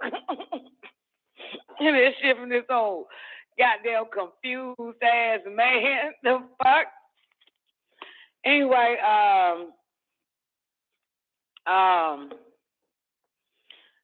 ooh, Lord have mercy. You probably thought Will was just gonna say something, not use hands. Oh, okay. You thought he was gonna say something? Yeah. I would have ran off stage. That would have been so funny. That would have been the funniest shit. You know, he just, trotted off stage and shit, then Will chased his ass and that type of stuff like that. Yeah. But anyway, who gives a fuck? But anyway, so that's that. Got something else for y'all. Since obviously here we are again. Here we go again with this bullshit. But let me figure out what they got to say about this one. All right, here's what we got. This shit wild. I just want to say Netflix on some fuck shit anyway. They charging motherfuckers $15 a month now, $20 a month now for Netflix. Fuck Netflix, y'all get the fuck away from Netflix. Okay. Give me a second. I'm on the slow computer. I'm on the slow. All right. Well, Chris Rock breaks silence. Maybe this is it. ABC. Hold on. Look at this motherfucker here. God damn, all these fucking commercials. They need to stop this Chris shit. Rock breaking his silence in the wake of the Will Smith Oscars slap. How was your weekend? In this audio obtained by Variety, silence, Rock publicly That's addressing comedy. the incident. They stupid. That's comedy. I'm thinking this motherfucker went and had a sit down or some shit.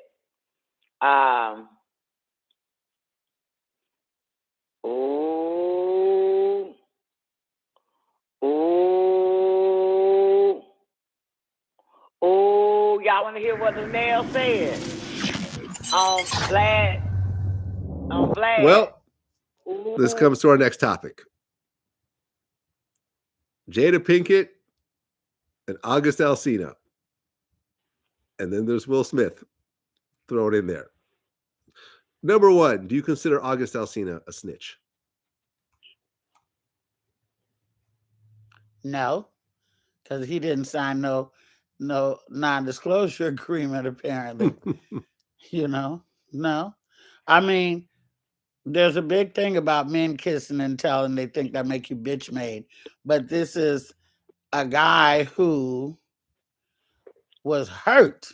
You men, like Jamie Foxx once told me, when a man hurts or leaves a woman, it's devastating, But when a woman hurts or leaves a man, it's catastrophic. That's what Jamie said. And this boy was in love with this married woman. Mm-hmm. And the married woman was acting like she loved him, and probably did, at a time when her and her husband were not getting along. Well, then it all had to end. All good things come to an end. And Jada and Will decided they was going to work it out. So, hey, Og, it's been real fun for these last couple of years. I'm going back over here to the homie, the millionaire movie star that I'm married to. With. Yeah. And I'm going back home now, but it's been real. So take care of yourself. He was already mental when she got him. Fragile, to say the least. He'd been through, he had a terrible relationship with his mama. Health problems. Health problems, lost his sister, lost his brother, had his kids, got their kids. He was fragile when she got him. Jaden brought him to her. Jaden. Oh, Jaden brought him to the home. Oh, really? That's how he even got in the mix? Oh, man. This gets more interesting by the day. That's word on the street. Word on the street. Right. And, in whatever Will's agreed upon dalliances may have been, you don't hear none of his chicks talking. And Willow didn't bring home one of her little girlfriends, and Will started smashing her. Allegedly. What? I ain't heard no R. Kelly stuff about Will Smith. I'm not saying underage, but I'm sure Willow got friends over 18. I'm sure that Will get his own motherfucking side bitches. So he don't need his daughter to wrangle no bitches for him. But when you take upon a role of mentoring somebody, which I don't know when Jada became the earth mother of the world, but you know, okay, last I checked, you know, that was the chick that set it off, and you know, fucking Cosby Show and stuff like that, and doing some great acting, and we love Jada, the action hero, and she's like a little action hero. But I don't know when she turned into, you know, this guru, but if that's the role you're gonna play, then it's not fair to take a boy who's dealing with all that, even though, you know, listen, let's get real nitty gritty. If August Alsina wanted to fuck me, I'd probably let him hit it. But I wouldn't be trying to mentor the motherfucker. I'd be like, hey, that was fun. You want something to eat? The ancient Egyptians understood that they could use sound to reduce their weight and the gravitation. Stay in touch now, okay? But I can't. I don't have. Stay in touch. That was okay. I'll be like, me. I'd probably let him hit it, but I wouldn't be trying to mentor the motherfucker. I'd be like, hey, that was fun. You want something to eat? Stay in touch now, okay? But I can't. I don't have the kind of time to be mentoring a young boy in the professional capacity which he needs like that, you know? He need professional physical doctor help and mental doctor help, and you know, hell, Jada was like, you know, hell. Well, when Jada and Will did that Red Table Talk, which I have no idea why Will agreed to do it, because Will was sitting there looking at Jada like, tell him what you did, bitch. Go on and tell him. That's the look he had on his face. Not that he called her bitch, but he was like, yeah. Go on, tell him what you did. Well, remember, that's where the whole entanglements thing. It was an entanglement. That was a hurtful word to August. I'm sure he didn't appreciate it because he was in love, and he probably thought she was too. Yeah, but when he heard that word, you know what he said? I'm gonna write a song about it. Like the here you go. There you go. He took the words right out of my mouth. He made a song called Entanglements, where he's basically mocking Will, talking about, yeah, you know, I'm doing things that you can't do, and this, that, and the third. No doubt. And then he said that Will gave him permission. Well, just like Jada said, can't nobody give you permission to do anything but you. If she would have done it with or without his permission, probably, you know. I mean, Will crying on that table, like that. Will. I can't believe that nobody's seen this shit. Look at this shit right here. Hold up. I'm going to go to Facebook. Hold up. This shit. Oh, really want to be famous around this motherfucker here.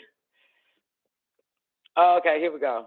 Check this out. Clearly, this what shit had me happened? rolling. I fucked August. Yeah. Okay, here we go. I think you need to say clearly what happened. I fucked August. Yeah, but I need to know specifically everything that happened. Like, y'all fucking, how did that happen? Well, his dick got into an entanglement with my pussy. That's what I said. Did you like his dick? Yes. I'm gonna kill this bitch. Oh my God, here you go. You said you wasn't gonna get mad. So let me ask you, did you suck his dick? I mean, that is a part of sex, isn't it? Who you fucking bitch? You know I should strangle the fucking shit out of you right now. So where did he come? See, you wouldn't know about this, but when you got some good ass dick and every inch is inside me and you're just pumping, you're going to eventually explode. August came on my face, my vagina. He was the Fresh Prince of busting his ass. So you know I gotta ask you, and don't lie about it. What you wanna ask me? I wanna know whose dick was bigger. Are you serious right now? Yup. Okay, so let's just say that when I first saw August's dick, I looked at it and said, no way. Oh, sure, because it was that big, huh? Elephant trunk. Okay, so out of me and him, who fucks you better? Let's just say that he hit spots that made me question why I was even with you in the first place. So it was better than me. He fucked me great. You really a dirty bitch. We ride together. We lie together. Bad marriage for life. Oh my God, my pussy hurt. Oh, Miss August. So did you fuck Tupac? Oh my. Oh, look, why that nigga ended with Macbeth? Oh my God, my pussy hurt. You wait, one more time. One more time. One more time. I think you need to say clearly what happened. I fucked August. Yeah, but I need to know specifically everything that happened. Like y'all fucking, how did that happen? Well, his dick got into an entanglement with my pussy. That's what I said. Did you like his dick? Yes. I'm gonna kill this bitch. Oh my God, here you go. You said you wasn't gonna get mad. So let me ask you, did you suck his dick? I mean, that is a part of sex, isn't it? Who you fucking bitch? You know I should strangle the fucking shit out of you right now. So where did he come? See, you wouldn't know about this, but when you got some good ass dick and every inch is inside me and you're just pumping, you're going to eventually explode. August came on my face, my vagina. He was the Fresh Prince of busting his ass. So you know I gotta ask you and don't lie about it. What you wanna ask me? I wanna know whose dick was bigger. Are you serious right now? Yup. Okay, so let's just say that when I first saw August's dick, I looked at it and said, no way. Oh, showcase, it was that big, huh? Elephant trunk. Okay, so out of me and him, who fucks you better? Let's just say that he hit spots that made me question why I was even with you in the first place. So it was better than me. He fucked me great. You really a dirty bitch. We ride together. We lie together. Bad marriage for life. Oh my God, my pussy hurt. Oh, Miss August. So did you fuck Tupac? Oh my. Oh my God, my pussy hurt. Shit got me laughing every time. Yo, I'm so done.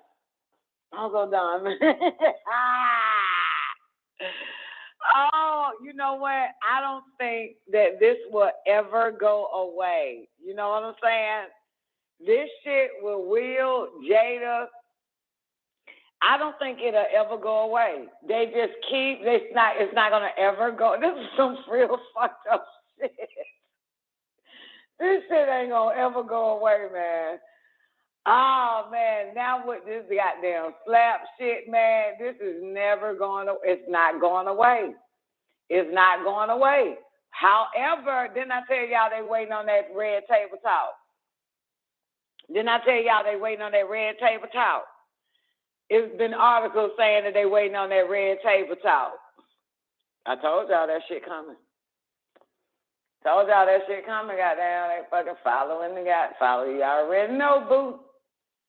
I already know. New York Post. New York Post did a post. And I don't know why is this even, why more black women should consider marrying white men. Are you fucking kidding me? And you know they got a picture of that goddamn Kamala and some goddamn white guy next to her ass. I'm not showing this shit. I'm not getting them to show y'all this. But anyway, law professor and author Ralph Richard Banks wrote a controversial editorial for the New York Post titled Why Black Women Should Consider Marrying White Men. Are you fucking kidding me, sir? Oh, my goodness. All right, so I'm about to pull up his article right now, just for the hell of it, see this bullshit. I hope black women ain't reading this bullshit. What you talking about? Oh, my pussy hurts. Anyway, so Banks shares examples of successful black and brown women who are in long-term marriages with white men. He seems to suggest that these women are successful in part because they are married to white men. Are you fucking kidding me? Banks lists statistics that show black men are less likely than black women to graduate high school and 50% less likely to hold a college degree. He also notes that black women are the least likely of any minority group to marry outside of their race. And then he gonna quote data from the Pew Research Center. Banks uphold Vice President Kamala Harris as an example of a successful Black woman in an interracial marriage. Harris and Douglas Emhoff, who is white, they were married in 2014.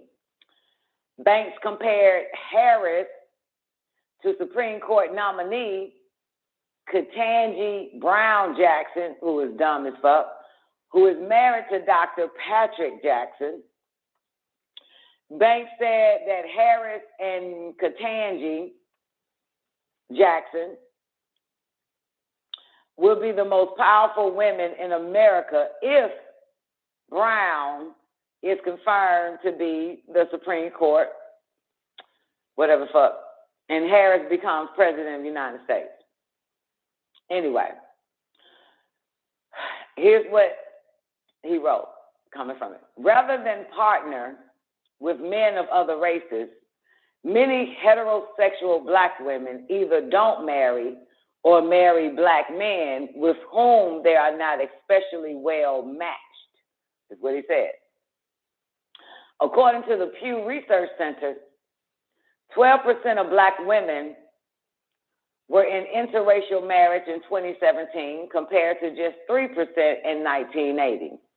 The statistic is even higher now in 2022.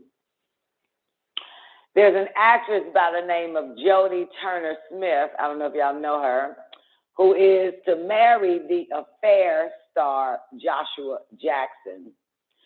And they have faced backlash on social media for some of her tweets about marrying outside of her race.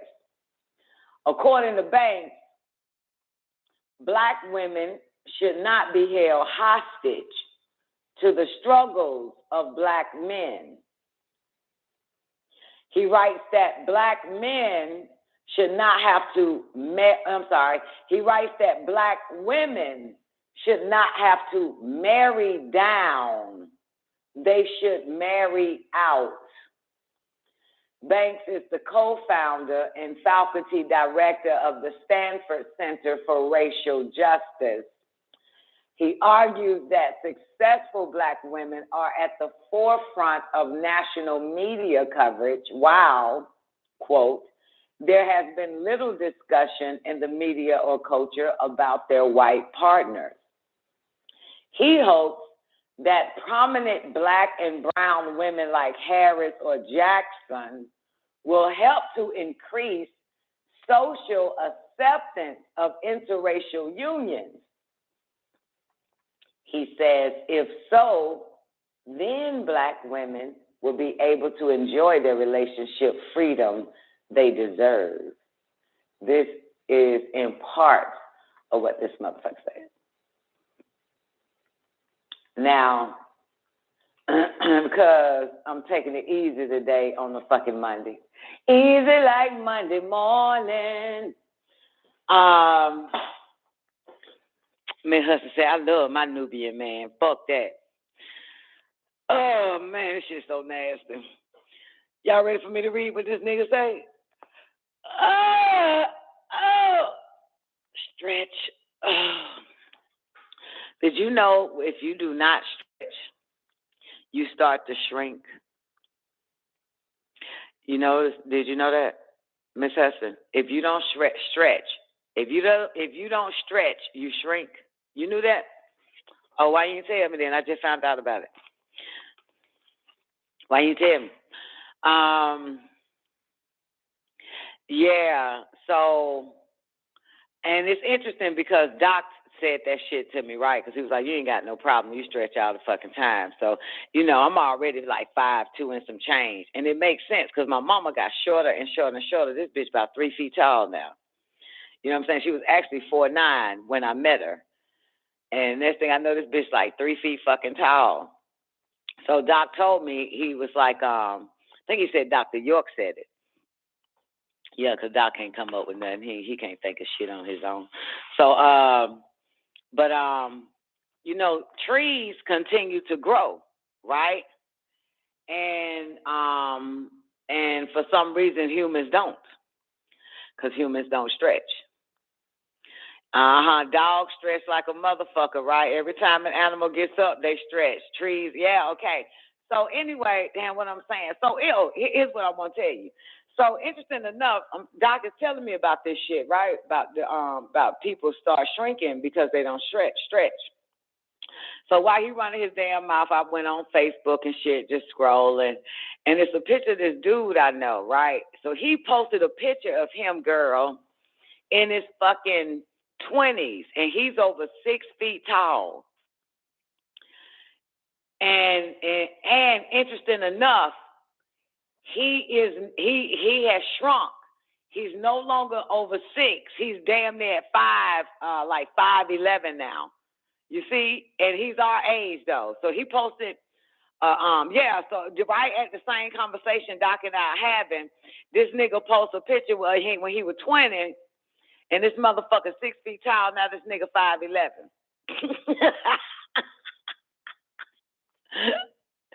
I said, damn, Doc, they're interesting, man. This dude right here just on Facebook shows his shrinkage.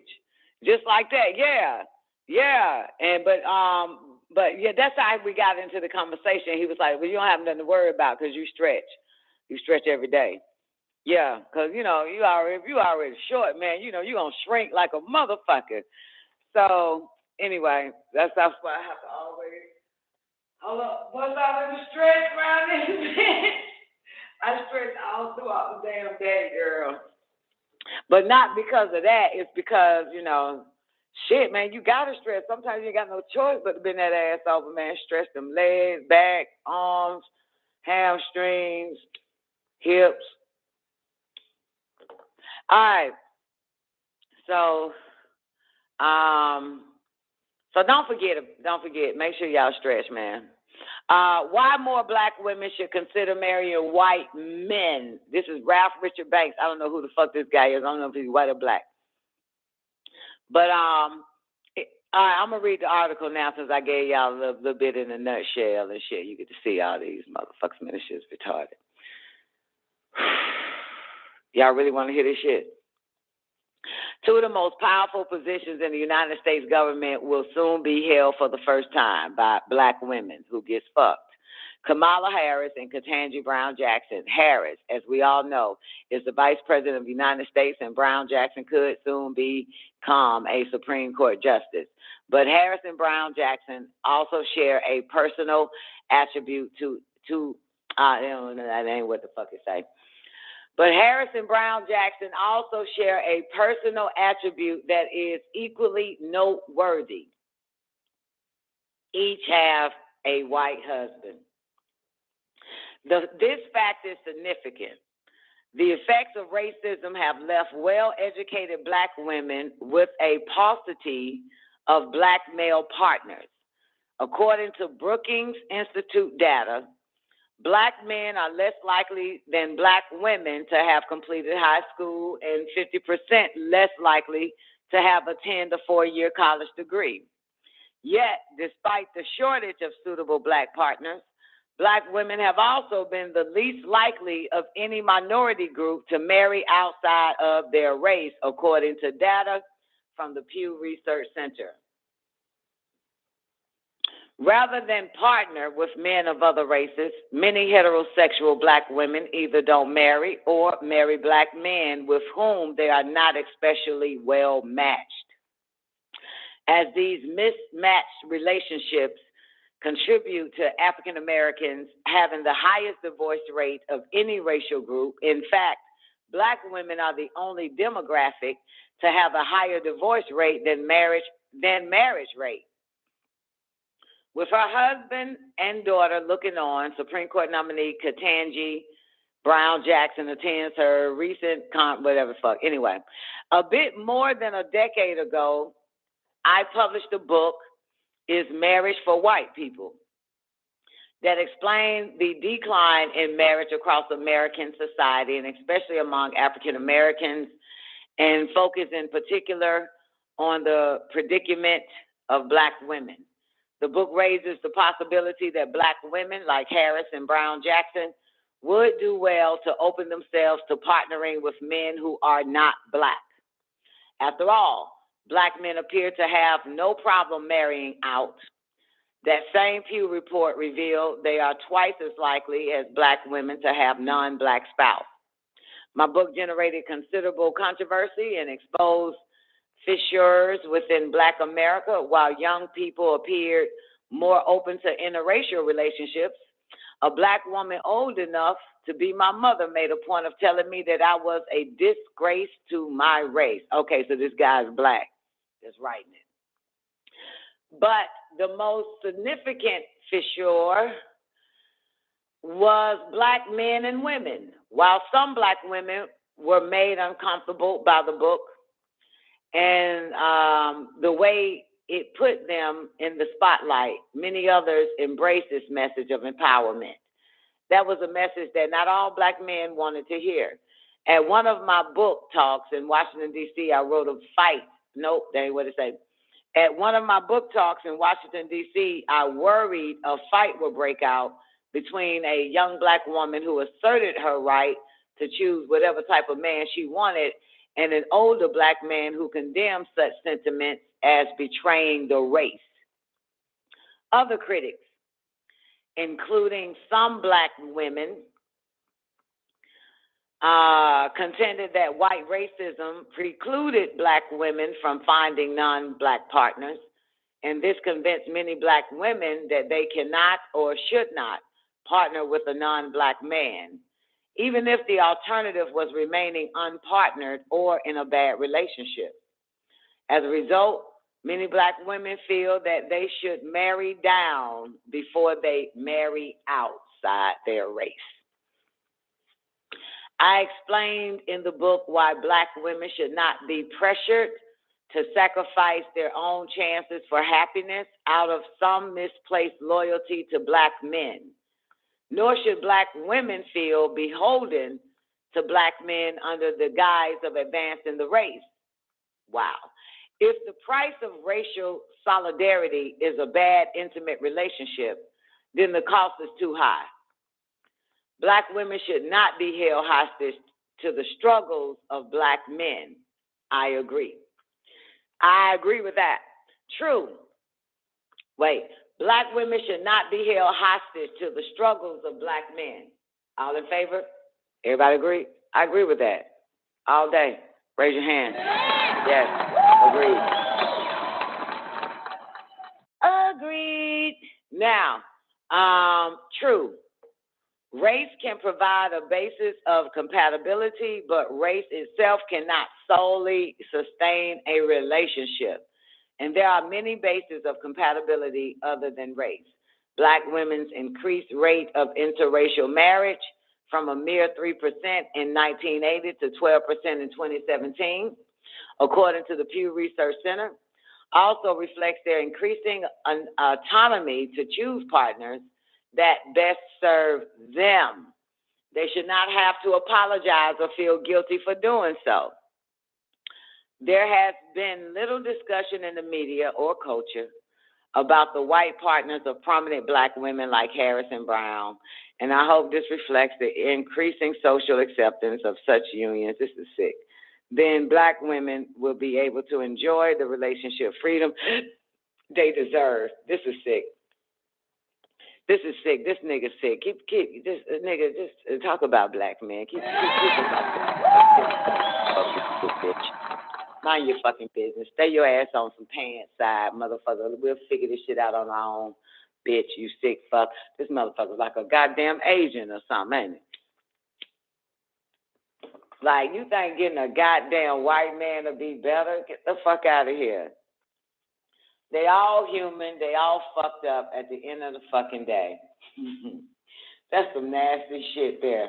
This is a Black guy, newbie. This is a Black guy. Goddamn, gonna fuck around and have a Black baby with a tail. Keep thinking this shit. Goddamn, that's a diseased race. I don't give a fuck what nobody say. I already know. Even though I know that our race is disease race as well now, since we want to have what the fuck that son of a bitch giving us. But goddamn, ain't no way in hell. And he just basing this on successful black women. Like, successful black women gonna get you a goddamn trailer park white man. I'm not finna get no goddamn. I'm not finna go. I'm not marrying down or out, motherfucker. The fuck is this shit? No ways. This man, black men, always want to dictate what a fucking woman should do. They need to stay out of these bitches' life. You make them more confused. You confuse the hell out of these black ass bitches, man. I told y'all about Dominique having a great relationship conversation with 29 wealthy women on relationship. I don't know how this is.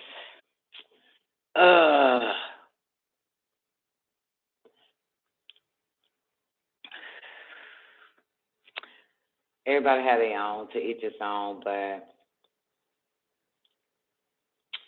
ain't no to each his own. We are all one race. At the end of the day, they gonna come for us regardless. Yes or no? Yes or no, Miss Hudson? They coming for us regardless. Regardless, they gonna come poison us first. They gonna come fuck us up first. They coming for us first. No, I don't give a fuck if you got 7 white bitches. They still coming for you, nigga. They coming for you. It still does not fucking matter. It does not matter. They coming for you. So, I don't give a fuck how successful I am, which I don't really want to be successful, but I damn sure, I don't know. But I get the mentality. I get the mentality because, you know, I watch a little bit of Kevin Samuel. I don't really watch him. I watch the females. I pay attention to them. And, you know, and they do want y'all little niggas. They want a man. You know, they do. They want a man. You feel me? You know, these women, they not complete. They don't feel complete unless they have somebody. And I know that's a lot. I know that the numbers of that type of personality, it's a lot of them, you know, for real. It's a lot of them. They don't feel complete unless they, you know, they have a man. I'm pretty sure males, a lot of males probably feel like that too. They're not complete unless they have a woman. I understand, but we're talking about women right now. Which, in my mind, that's dangerous. You know, and my feeble mind, that's dangerous. In my mind, I think that, you know, any woman that put herself in a situation with a man is a dangerous line. She ain't gonna know it, but I know it. You know what I'm saying? It's just a dangerous fucking line. That's how I see it, you know? It's just dangerous. He could be great. He could be awesome. He could be a god. Who gives a fuck? But that's still a dangerous goddamn line. All right. Anyway, so, but shit, they need to stop this shit. Ain't no way I'm gonna fuck about rich as fuck. I ain't getting no goddamn darn German Shepherd. I do not like Caucasians. Some of them are very attractive. They sexy to me, but Hollywood guy has a way of making these motherfuckers look good, but they garbage. I ain't that stupid. I can't be deceived by that. But anyway, put them in nice man roles and shit. It's fucking difficult because Hollywood put black men in really bitch-made fucking roles and put majority of white men in this man masculine goddamn caressing female role. You know what I'm saying? And it's fucked up because we got Black Hollywood now and they still don't do that shit right. They still make this nigga old whining ass piece of shit. You know what I'm saying? Whining, ain't in his right fucking mind. The bitch losing her mind over this nigga. All this type of shit, you know? So it kind of casts some type of spell that white men are masculine. But in women, in majority of black women ain't ain't even around white men to fucking know they ain't nothing but some nasty bastards. Tell them I said it. They piss on themselves. They fucking disgusting. You know what I'm saying? For real. They piss on themselves. They nasty. They are fucking disgusting. Yeah, for real. They like flugeroids. Even if they could be goddamn body built and shit. They like flugeroids, man. They fucking disgusting. Been around white men for a long time, man. They fucking nasty. They fucking nasty. They hoarders. They hoarders too. They fucking disgusting, man. They just, tell them I said, I hope some white man is listening to this show today. You fucking nasty. You know what I'm saying? Yeah. Yeah, man. I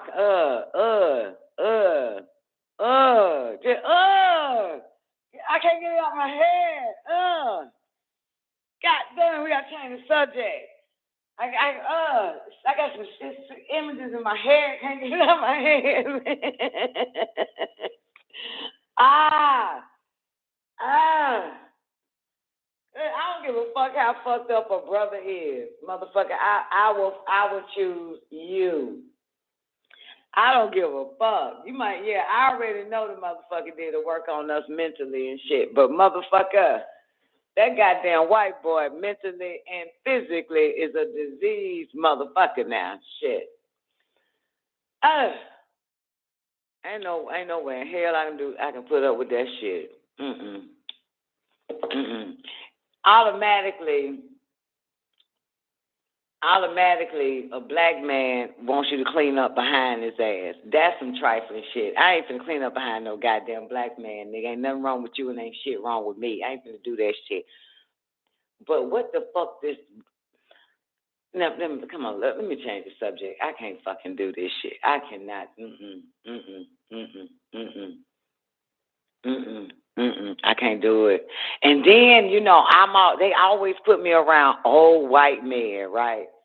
I'm around old white men every fucking day. Even when I lived in Georgia, my neighbors, all their ass was old, and I would call them, you ain't nothing but an old ass white man. They hate when I call them old. And man, when they look, you want to see what they all look like. You got to go see what they all look like after they age, man. That shit there is fucking disgusting. They ain't no good. Oh my goodness, how can you grow old with them type of, oh my God, just think of, oh my God.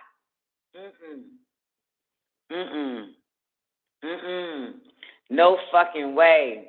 No fucking, who want to marry that and watch this motherfucker just turn into some, they become more dead, They're already dying inside the moment they're born and shit. They already die. Man, I got damn hell to the, boy. Oh, I got something else for y'all just for the hell of it. Look at this shit here. Speaking of goddamn this shit, look at this shit here. This what black men like. Black men like this shit right here. And black women want to look like this shit right here. Hold up. Look. Just give me a fucking break. You see this? Look, Nobi. Look at this. Just give me a fucking break.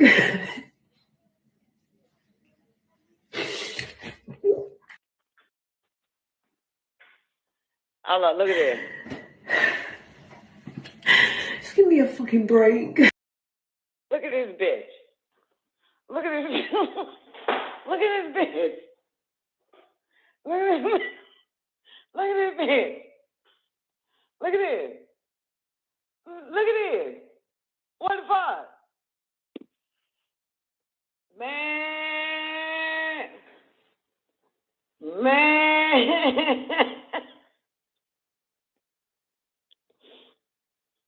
Nobody's like, what is it? What you mean? What? I don't know what the fuck it is. You tell us.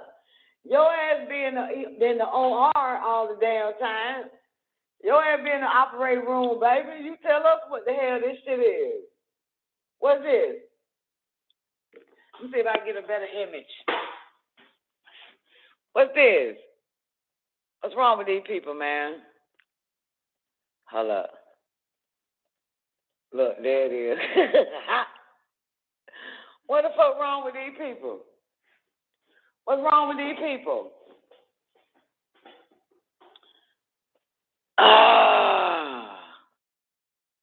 Why? Why? Why?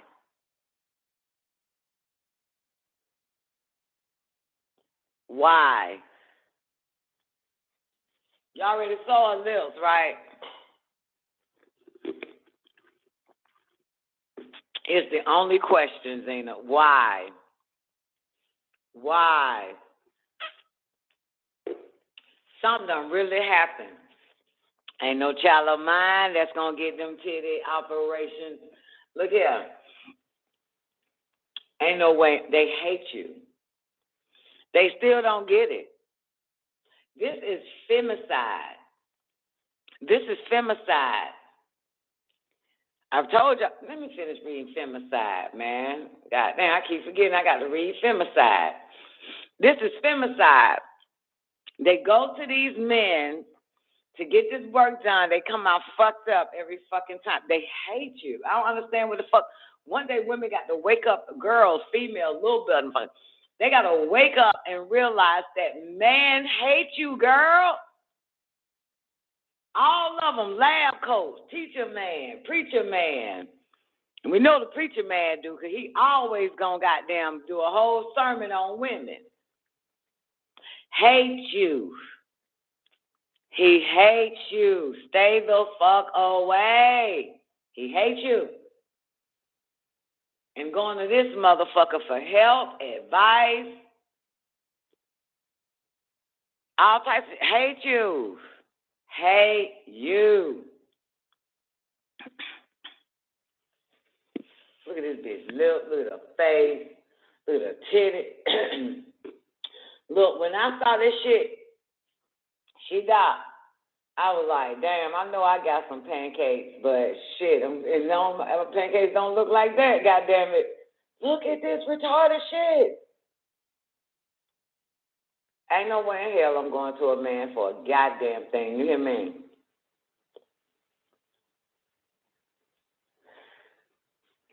Ain't no way in hell.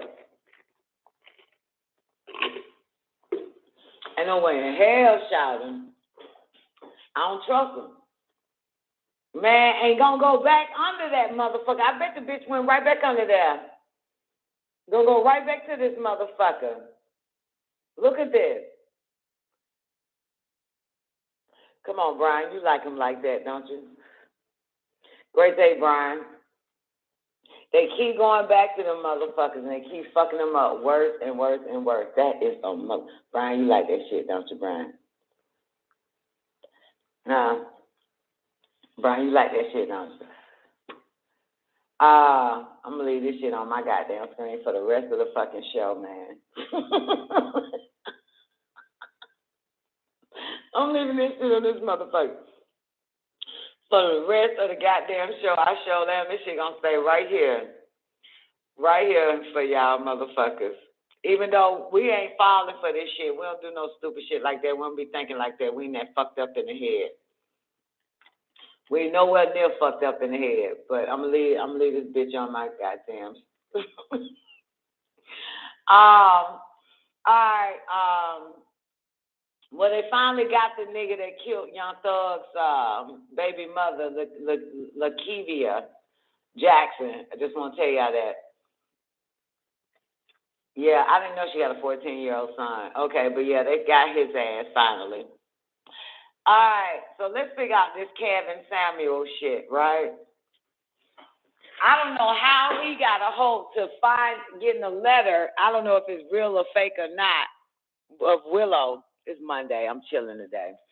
I'm not using my brain today. But, Lord have mercy. Y'all niggas got me tired. Y'all lucky I got to move this bitch off the screen now. Let me find Kevin Samuel retarded ass. Hold up. Damn, let me find Kevin Samuel ass. Okay, so this nigga ended up, I don't know how he get a letter from a letter that Willow wrote. This shit don't stop. You can become one of the biggest stars in Hollywood. Squeaky clean image. Women love you around the world, and this is what's going on in your house. Your wife is in love with a dead man. Dear Tupac, I know you are alive someplace. I think my mommy really misses you. Can you please come back? Can you come back so me and my mommy can be happy? I wish you were here. I really do. Tupac got killed in what, 95, 96? Willow never met Tupac. Why is this little girl writing a letter to Tupac? Why is Will Smith's daughter writing a letter to Tupac? What is being said in that house to get this little girl not writing Santa Claus? Oh my goodness. Why is this nigga even put this bitch back on here? Why is this nigga even having a conversation about that? Why? Jada never wanted to get married. Yeah, let's talk about that. That's what I be trying to tell motherfuckers, Nick Bet. I don't understand. Like, people ain't like goddamn Jada goddamn said, I do. Jada did not want to fucking be, she let alone be pregnant. She was miserable. She didn't even want that goddamn life. She wanted a fucking farm in goddamn Baltimore. Y'all need to back the fuck up off of Jada. This bitch didn't even want that shit. It's a motherfucker. You right, bitch, hey, you don't want some shit, you do anything you want to fucking do around this motherfucker. She didn't even want that shit. I understand that shit.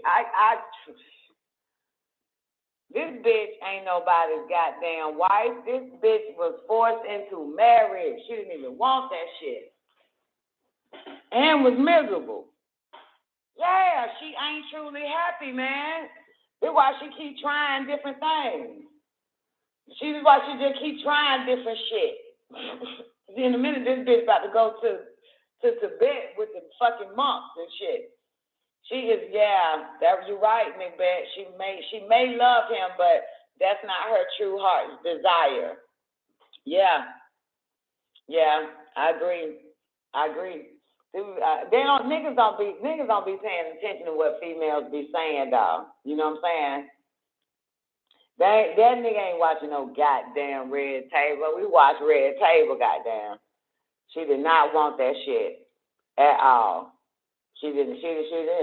And I understand. So a lot of shit I was forced to do. I was still not happy doing that shit. She didn't want to get married to Will. Yeah, she didn't want to get married and get married to Will. She didn't want to be married. She didn't want to be pregnant. She was pregnant walking down the aisle, Brian.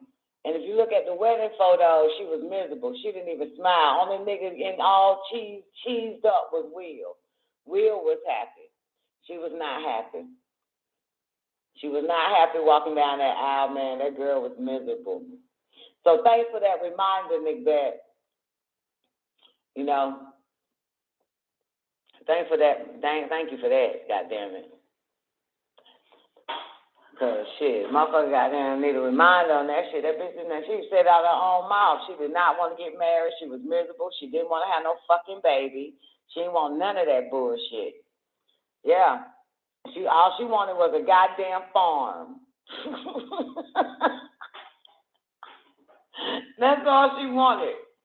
Period. Was a goddamn farm. Look, Taekwondo, you see this? Look at my video, baby. I feel that shit because I'm this whole bunch, hey.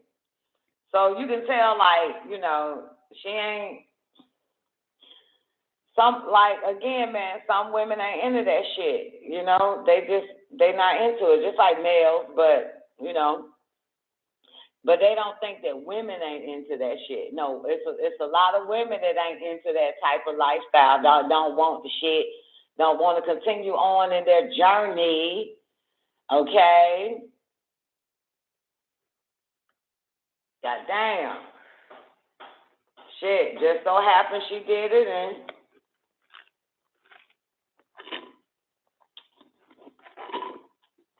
anyway, but I like Will and Jada. I don't give a fuck. I don't give a fuck what nobody say. I like both of them motherfuckers, man. And they cheered. Now, I don't know about they cheering, though. But, I like Willow album, man. I listened to Willow album last year. That shit is a banger.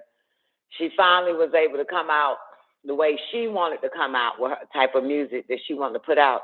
And the shit is hot. For real. You know what I'm saying? When y'all on the outside, man, look at this bitch here. Wait, let's what she say, though? Let's play it. Just give me a fucking break.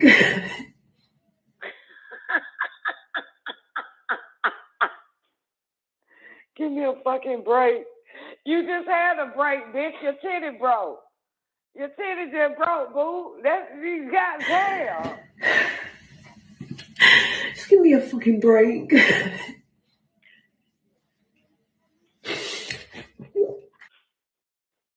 That big titty broke. I'm keeping this shit up. I'm keeping this up. All right, I got something else for y'all, okay? I ain't trying to wreck my brain too much today. Fucking tired and shit. Shit, I did goddamn El Sol Tablet Show all the way 7 in the fucking morning. I'm still hungover from that shit.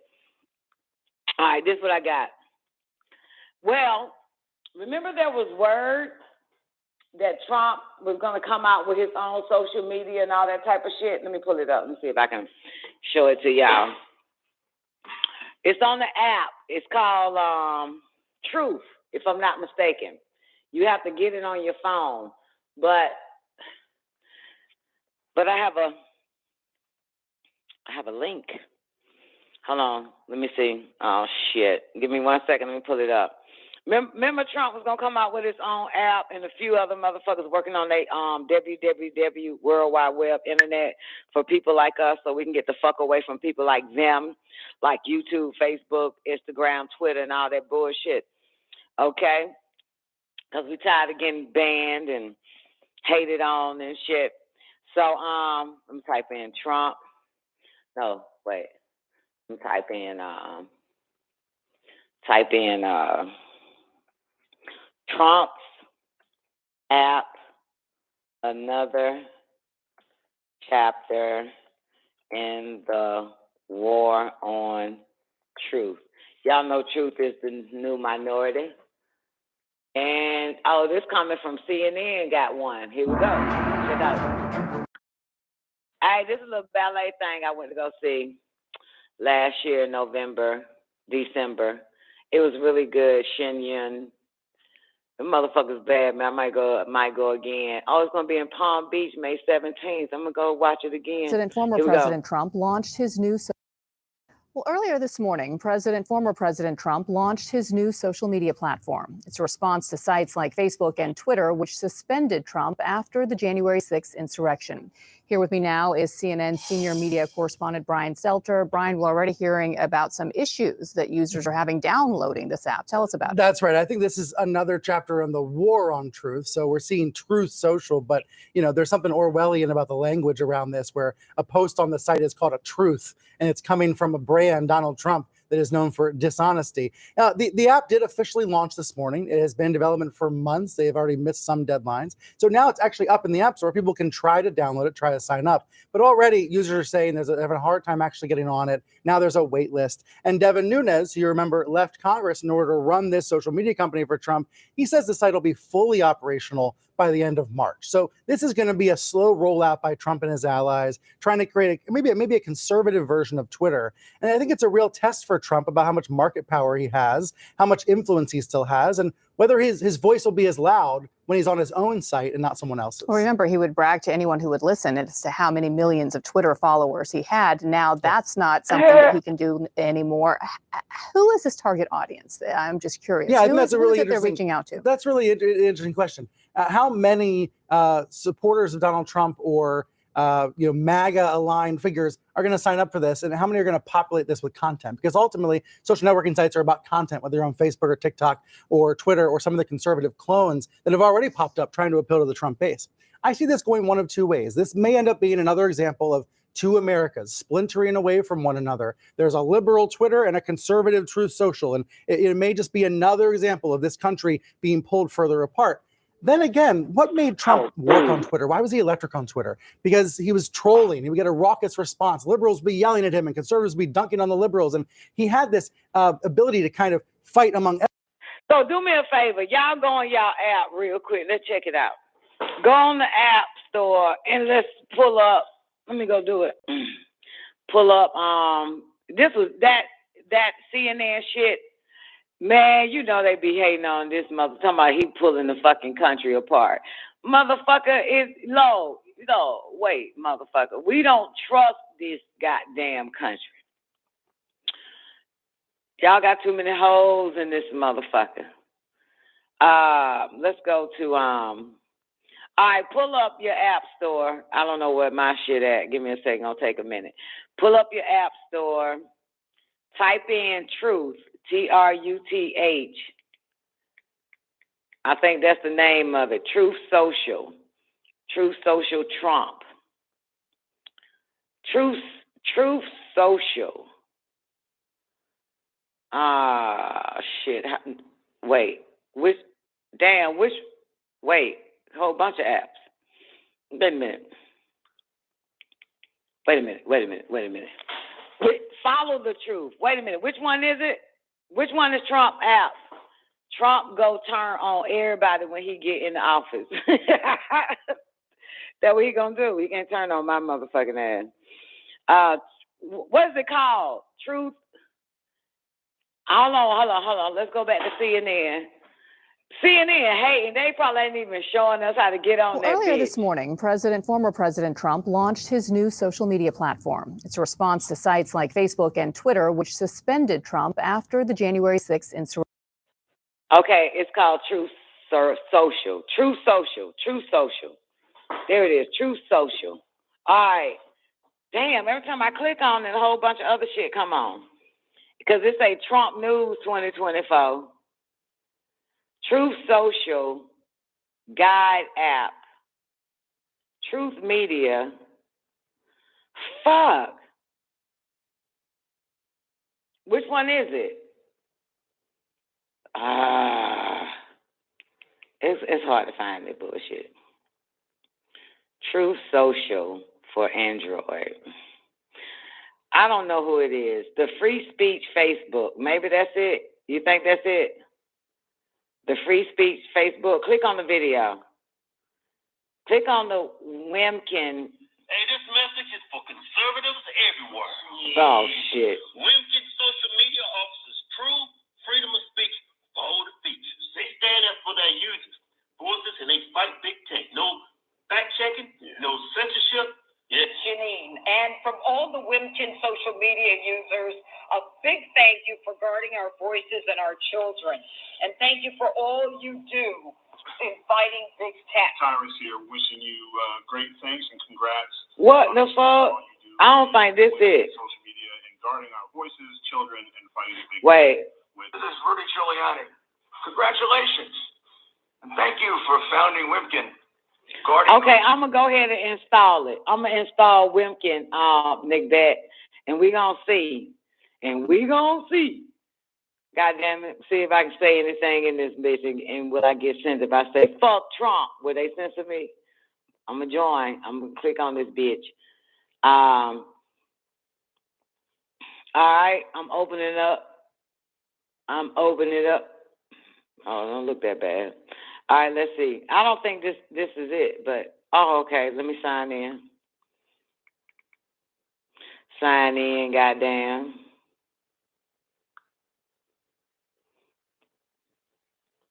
Oh, fuck.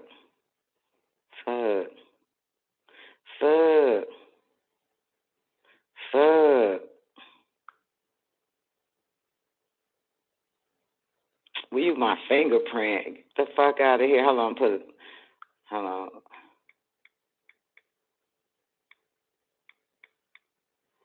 All right.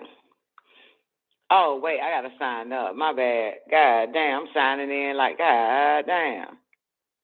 Hold up. Let me sign in, see what this shit hitting on. Hold up. Goddamn. Okay, please enter your email. About to join it. Goddamn. What's this shit called? Confederate Soviets. Whatever the fuck it's called. All right, put my password in.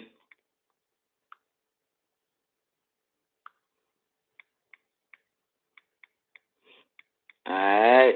Y'all joining. We're going to see what this shit look like. And don't forget, boys and girls, you can always uninstall. All right, let me create. Oops, follow parameters and invalid. Profile image field is invalid. The fuck are you talking about?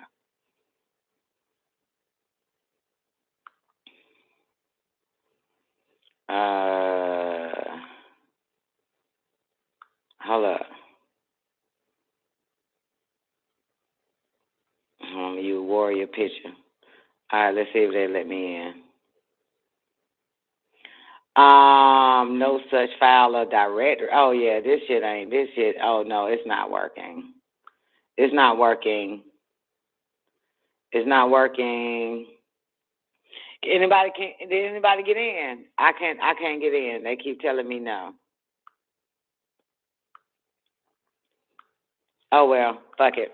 I can't get into that one, so I don't know what the fuck. So we don't know if that's it. Truth Social app. Trump. Oh shit. Anyway, I don't normally give 5 stars until I've really tried an app out. However, looking at all the fake news reviews, I think I'm gonna make an exception. I downloaded this just because the reviews were so insane. I needed to see for myself, and honestly, it's not a bad app. I haven't gotten any bad ads. Download speed was super fast, no ads, blah, blah, blah, blah, blah. Now, this is the Trump news shit. I'm reading the reviews on that. Trump News 2024. Oh, well. Hold on. I think I see it. I don't know what it is. Never mind. Fuck it. Y'all figure out which one it is and let me know which app Trump them have so I can read up on change my ethnicity. Look here, boo. It doesn't ask for ethnicity. It just asks for, your name, your email address, and a password to sign up, boo. Maybe my Android won't let me. You know how them AI is, man. You know how the AIs be. All right, so that's that. I tried. Wait, let me put this bitch back on, homegirl, right here. One more time. Give me a break. Just give me a fucking break.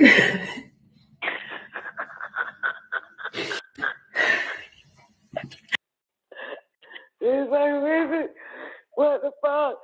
Ain't no man gonna want that shit, is it? Ain't no man gonna want that. Ugh. Girl, you done fucked yourself up so bad. You don't even want yourself. Goodness gracious. Man, look at that shit. People's lives are looking at people's lives is a reminder how perfect your life is. For real. These are just reminders, man. Like, I look at my titties and I just be like, man, god damn, these some pancake ass motherfuckers in this bitch pop up and I'm like, oh, look at you. You ain't nothing but the best Aunt Jemima pancakes on the planet, man. God damn. So yeah. See that shit? Man, I got videos on black women too, Yanti.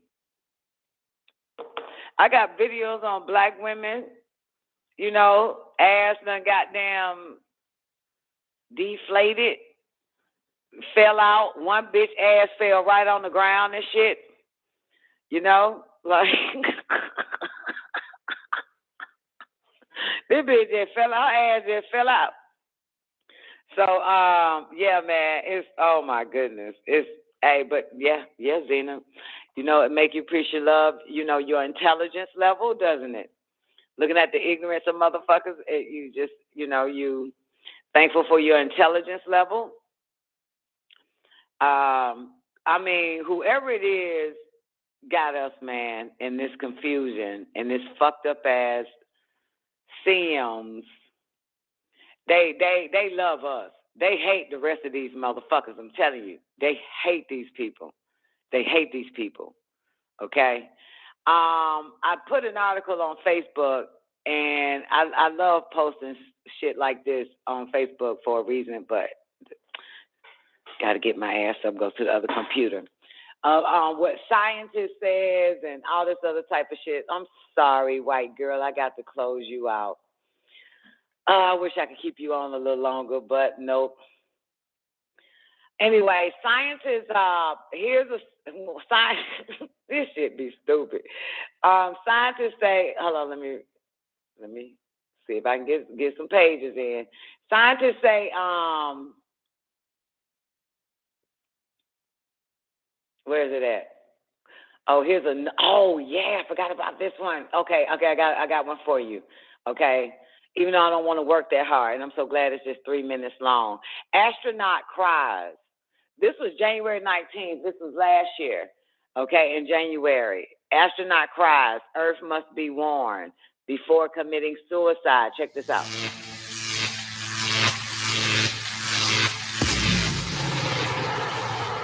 French astronaut cries Earth must be warned before attempting suicide. Astronauts went out there and saw strange things that took a toll on their lives. Claudie Haytnier is one of them. The incident took place in 2008, but was once again brought into attention by the controversial death of Max Spiers. Spiers was a British UFO investigator who was found dead on a friend's couch after texting his mother that she should start an investigation if anything happened to him.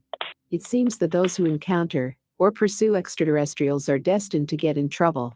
Claudie Haytnier is a French doctor and politician, but prior to that, she was an astronaut. In 1996, Claudie and her husband, Jean-Pierre Haytnier, spent more than 2 weeks aboard the Russian Mir space station. Having studied rheumatology and neuroscience, Claudie's outer space research aimed to provide insights about how astronauts adapted their motor and cognitive skills in zero gravity. In 2001, she became the first European woman to visit the International Space Station. Following budget cuts, she started working in a biology lab at the Pasteur Institute in Paris. Obscure media reports claim that while there, Claudie was at the forefront of human-alien DNA research. In 2008, a fire ravaged the laboratory she worked in. Fire broke out Wednesday in a biology laboratory at the Pasteur Institute in Paris, famed for research on fighting infectious diseases, officials said. No victims were reported, and no sensitive materials or viruses were affected by the fire, which was extinguished by firefighters, an official at the institute said. The official was not authorized to be publicly named according to company policy. The cause of the blaze was unclear. In December of 2008, news outlets reported that Claudie Haytnier had to be rushed to a local hospital after an attempted suicide. She had taken a fistful of sleeping pills and was screaming Earth must be warned. Before falling in a coma, Claudie had to be restrained. Such a strong reaction from a renowned and respected astronaut scientist could not have come without a cause. While Claudie herself blamed the whole incident on burnout syndrome, conspiracy theorists are convinced there was something darker that determined her to try and take her own life.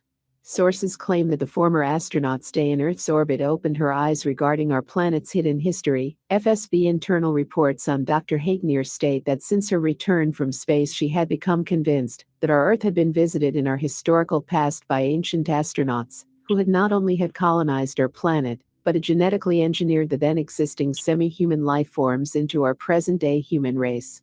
To read the full, French astronaut cries Earth must be warned before attempting suicide story, visit our website at ufoholic.com. Y'all better go fuck with that UFO holic, man. That shit, they got a lot of good shit on there, that UFO holic. Here is the, let me do the full story on her, okay? Earth must be warned about what? What, Mulder? What do they need to know? God damn it, the incident took place in 2008. We already heard the robot say that shit. In December 2008, news outlet reported that Claudia had to be rushed to the hospital and yelling, "Earth must be warned." Okay, but here's the one I got for you. Hold up. Let me find it. Right here. Our planet is eating its own oceans. This is what scientists say. Scientists have recently discovered that the Earth is swallowing its own oceans. This is from Curiosmos.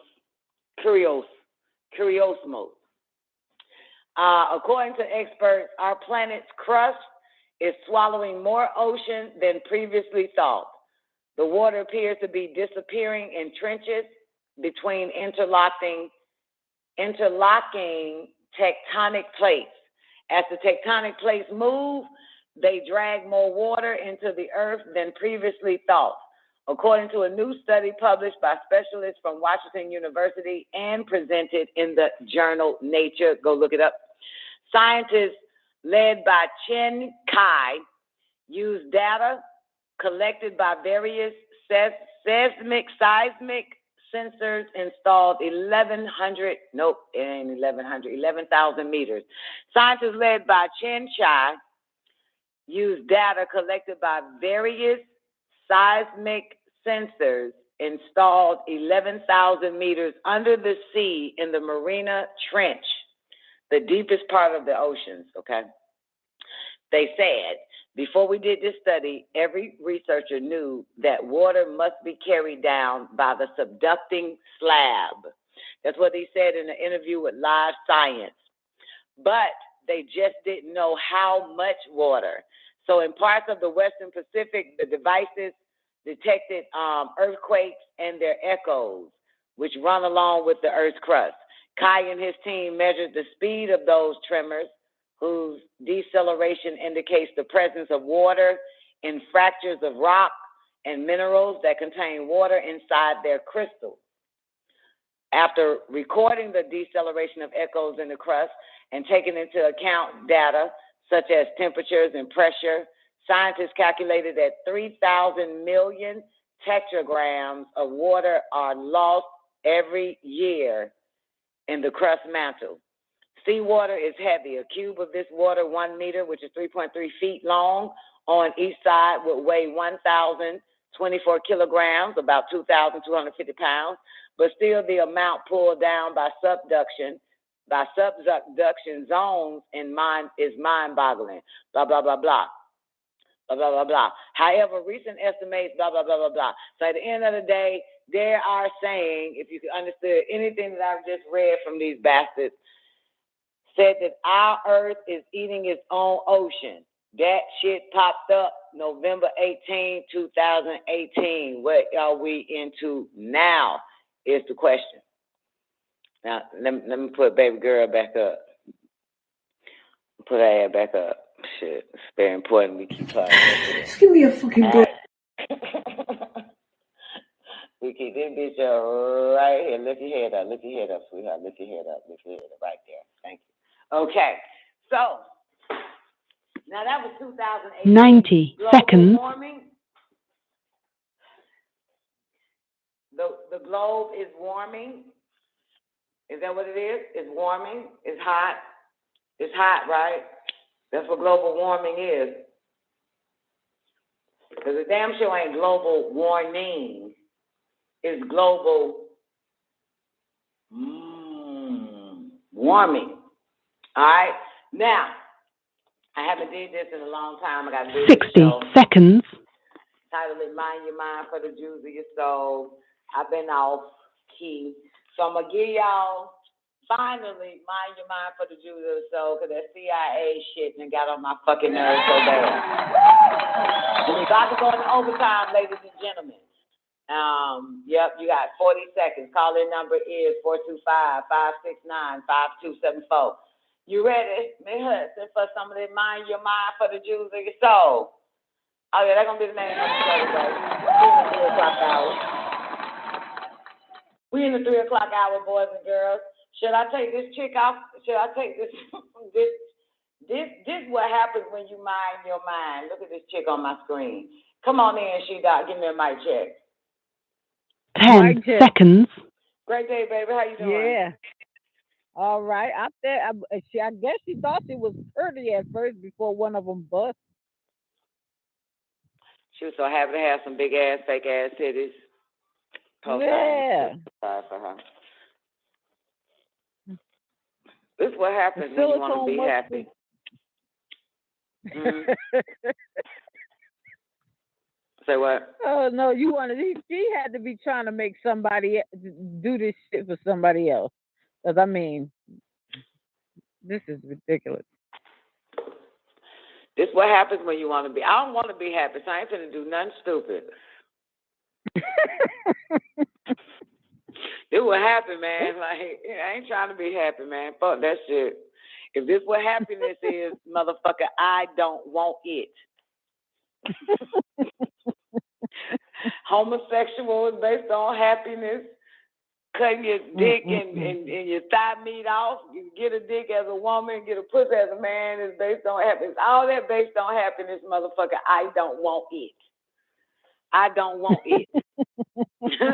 I do not want to be happy, goddammit. The fuck? Mm-mm. Yeah, I'd just rather be satisfied with what the heck I came in here with. Shit, for real. That means you full of confidence, goddammit. No low self-esteem here, sir. Nope. God damn. Boy, they doing a job on females and males too, but they fucking up these bitches, man. Yeah. All right, let's get into all right, well, we left off at the mind your mind for the jewels of your soul. She's back. Good to hear your voice too, She-Dot. Scroll number 22, purification and spiritual practice. Lo, Nuwabians, I'm about to take you on a journey to the learning. That's not what it says. I always fuck up when I read that first part. Let's do it again. Lo, Nuwabians, I'm about to take you on a journey to learning the importance of purification and spiritual practice. Everybody do me a favor and look at the screen again. This is not purification and spiritual practice, this bitch right here. Let's stay on our purification and spiritual practice, okay, boys and girls? You must always remember that you shall always take care of your spirit. And the first step is to take care of your physical body, which houses the spirit. 3 basic steps involved in spiritual practice are: 1, severely simple living. Boys and girls, can you say severely simple living? Severely simple living, self-study. That is so important, self-study. And 9, surrender to El Elo, the Most High. That's going to be hard for some of you motherfuckers. Now, austerity does not mean physical abuse or severe rigors. It refers to strict control for the senses in order to conserve energy for higher pursuit. Anybody get that? Anybody didn't? It refers to, so that severe simple living is talking about control. You have to control for the senses in order to conserve energy for higher pursuits. Senses, your lower senses, because they ain't shit. See, hear, taste, smell, touch, and feel.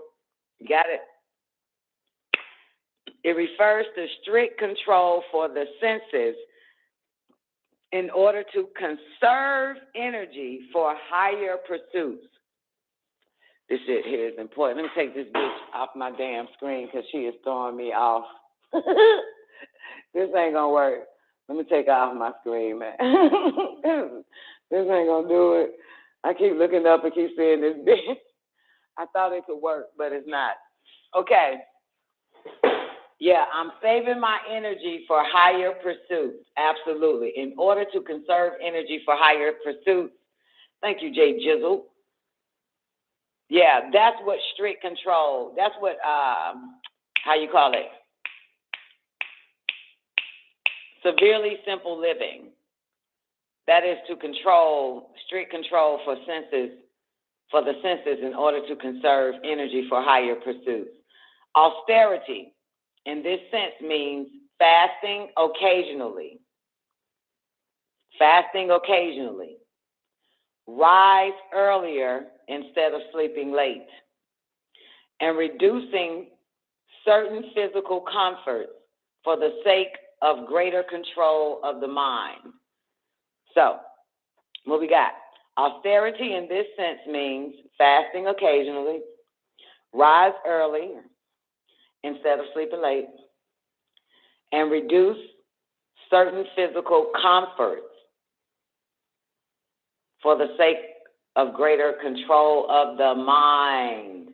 Okay? Because we want to control that bitch, right? We don't want somebody else controlling our mind. So, rise early instead of sleeping late, reducing certain physical comforts for the sake of greater control of the mind.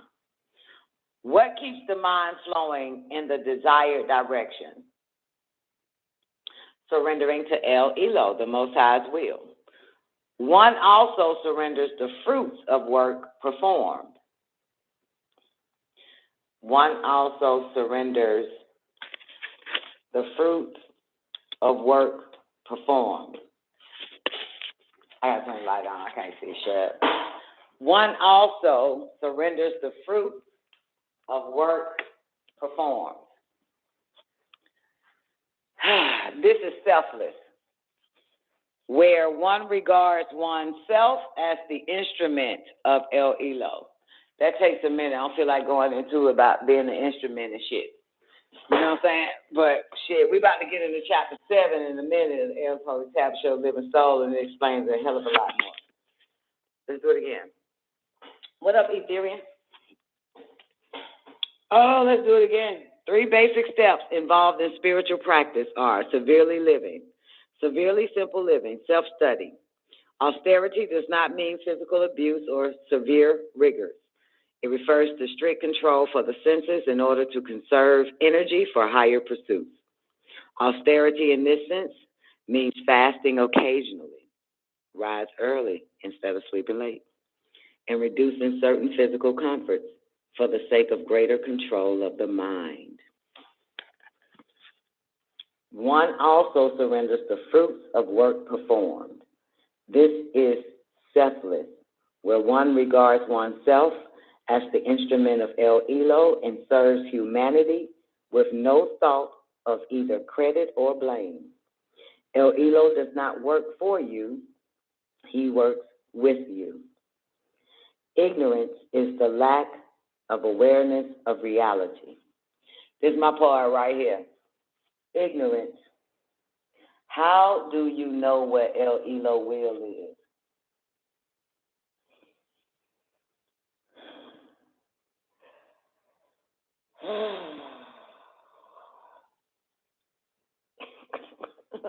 Newbie.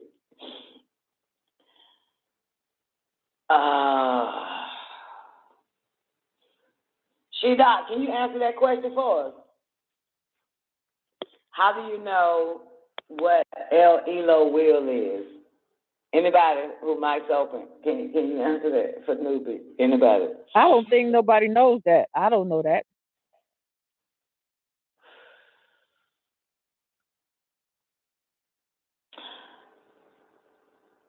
Okay. I think what we know what it's not when we run into a brick wall.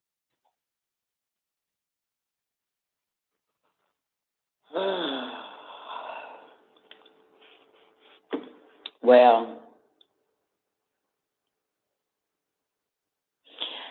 it's internal. It's internal. I'll do my best to try to expound on what She-Doc said. But it's internal. It is internal. And first of all, when we know what will is, Everybody know what will is, right? Not yet, kind of, sort of, but not really ish.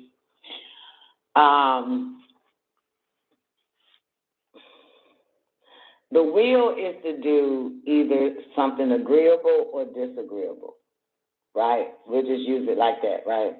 The will is to do something agreeable or disagreeable. Disagreeable means to disagree with your righteous self and do something that could offset your fate, F-A-T-E. Got it? Fate, y'all know fate, F-A-T-E. Yeah. Okay, good. So,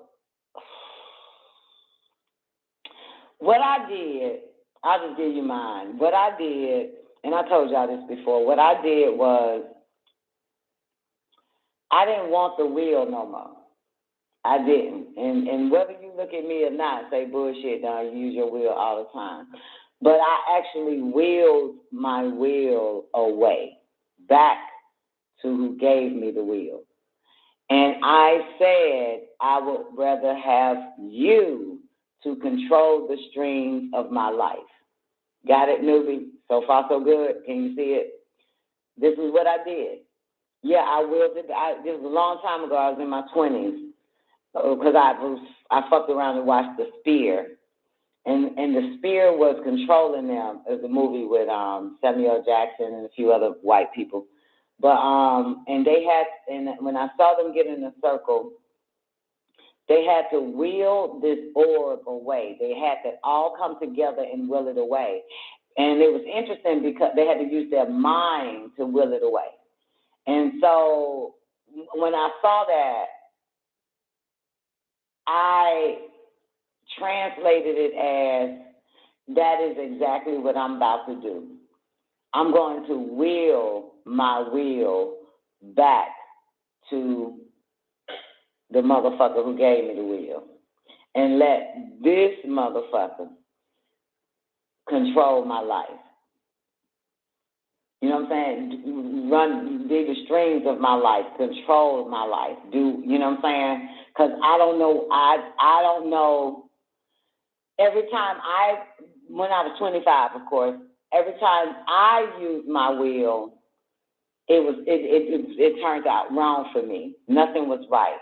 So I got to the point where when I saw that movie and they willed this gold orb away, I, again, translated it as, that's exactly what I'm about to do. If God gave us will, well, I'm going to will the will back to God and let God control the strings of my life. And that's what I did, and I have no complaints. Even if a bitch did steal my PlayStation or my Xbox, whatever the fuck it was. But I have no complaints, so that's what I did. So that El Elo's will, surrendering to El Elo or the Most High's will, that, as I got a little older, but hey, everything was right and exact. I cannot lie. I did not bust a nut. I didn't do shit nobody fucking asked me to do. I only waited on the will of the father or mama, whoever the fuck I gave that shit to control the strings of the courses of my life. I sure did. I willed it away. So far, so good. So far, so good. So that's basically doing or surrendering to El Elo will and not your will. If you're still holding the will, you're only surrendering to your own will, and will is power. And we haven't been, none of us was taught on how to use this will. You understand? W-I-L-L is power. It is power. So because just think of it like this. Let's say Wendy is El Elo, J1 is El Elo, and I say, I give you this will, I give you my will, and I want you, because I fuck up every time I use it, and this is the truth, I was. And now I get to watch J1, El Elo, J1, take my will and use it for me, right? Not against me, but use it for me. And now I get to see what she does with my will that I gave her. I get to see it. And so now I'm learning that we use our will for some carnal ass shit. But everything that, like, the most highest, that's the one with the most intellect, the most everything, just got the best idea or the best path for you. Like what we would expect a mother and a father would naturally, right? Got it? So when I started watching how my will was used once I surrendered it to El Elo, man, I now was able to show others, because they're not going to surrender their will, but to show them what they really should be pursuing. Because you know, like, right before the surrendering to El Elo, the Most High's will, what's right before that? To conserve energy for higher pursuits. That's what's before that. That's what's said before that, right? To conserve energy for higher pursuits. So, listen, you have to be on the mount. You have to be high as fuck to be on a higher pursuit. That's you being closest or right at or with or the Most High in you. If you are doing anything high or pursuing higher pursuits, that's the Most High right there with your ass. I gave it away. I just gave it away. I willed it. I used my mind. Newbie, I used my mind. I think y'all get, you have this. I fucked up every time. I gave it away. I denounced it. I denounced it, newbie. Just say it. Just say the word. That's what I did. I said, y'all, you can have this shit. When I saw that scene, I turned the TV off. And I said, y'all can have y'all can have this goddamn will. I want to see what y'all can do for me. Because everything I do for me is fucked up. So I no longer have a will. My only will is to sit and be patient and wait and see what they do and what they cooking up for me, because it's always better than what I can cook for myself. So I just denounced it. I spoke the word. I spoke it. In the beginning was the word, baby, and I gave it back. And shit been good ever since. It's just not been good with mortals, because mortals want you to do whatever they want you to do for them, but I don't work for them. I only serve the Most High. I gave my whole being, my whole life, I gave it away. I gave it to them, because motherfuckers, I give it to a human, they fucked it up. So I knew to give it to a high ass motherfucker. Okay? And so far, so good. Shit. For the past, I was 25, I don't know how old I am now, 20 years. Past 20 years, shit, been right. I surrendered. Y'all can have this shit. And so far, they be showing off, and I ain't got to do shit. Do what I'm doing, and everything gets done. And I get to witness how the will is supposed to be used. Because I gave it to someone that is the master of will. You know what I'm saying? I'm not that stupid as a student. I'm not going to keep trying and fucking up. I'm going to give it to the master of will. You do it for me. You do it for me. And so that give it to God shit is real. So people give it to God, their problems, their children issues, their whatever, their health. I gave my will back to God. That's what I gave back. And I ain't got no issues since, other than dealing with the mind and breaking these hypnotic rhythms. That has to be a voluntary force that has to take place. Right. Surrender. Yeah, I did that a long time ago. Man has a hard time doing it, you know what I'm saying? But, we females are groomed to surrender, to even give up our divinity. We give up our own world, you know what I'm saying, and be a helpmate. So we're naturally submit. So I stopped naturally submitting to mortals and men and friends and family. And I, at that point, only submitted to the Most High. That's it. I'm not serving these motherfuckers. I'm not going to let them control the strings of my life. I'm only going to let you do it.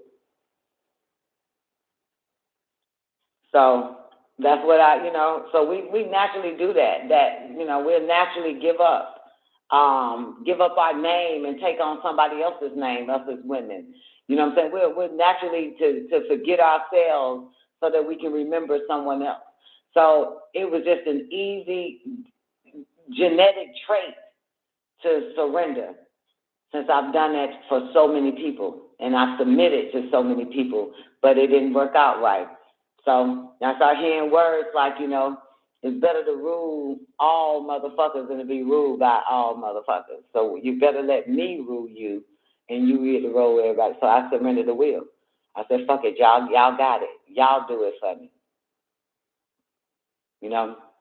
So surrendering to El Elo, the Most High's will. One also surrenders the fruits of work performed. This is selfless, where one regards oneself as the instrument of El Elo and serves humanity with no thought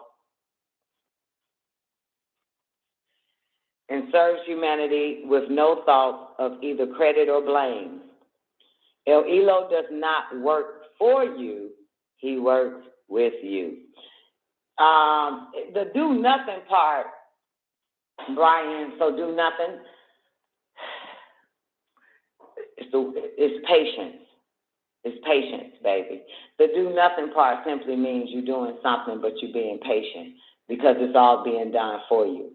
You know what I'm saying? Once you surrender, you just give it all up, man. Just walk away from even the I, the person, the fictitious self, and those that are walking in the fictitious person. Just walk away from all of that shit and you see what the fuck happens. It's like a mental,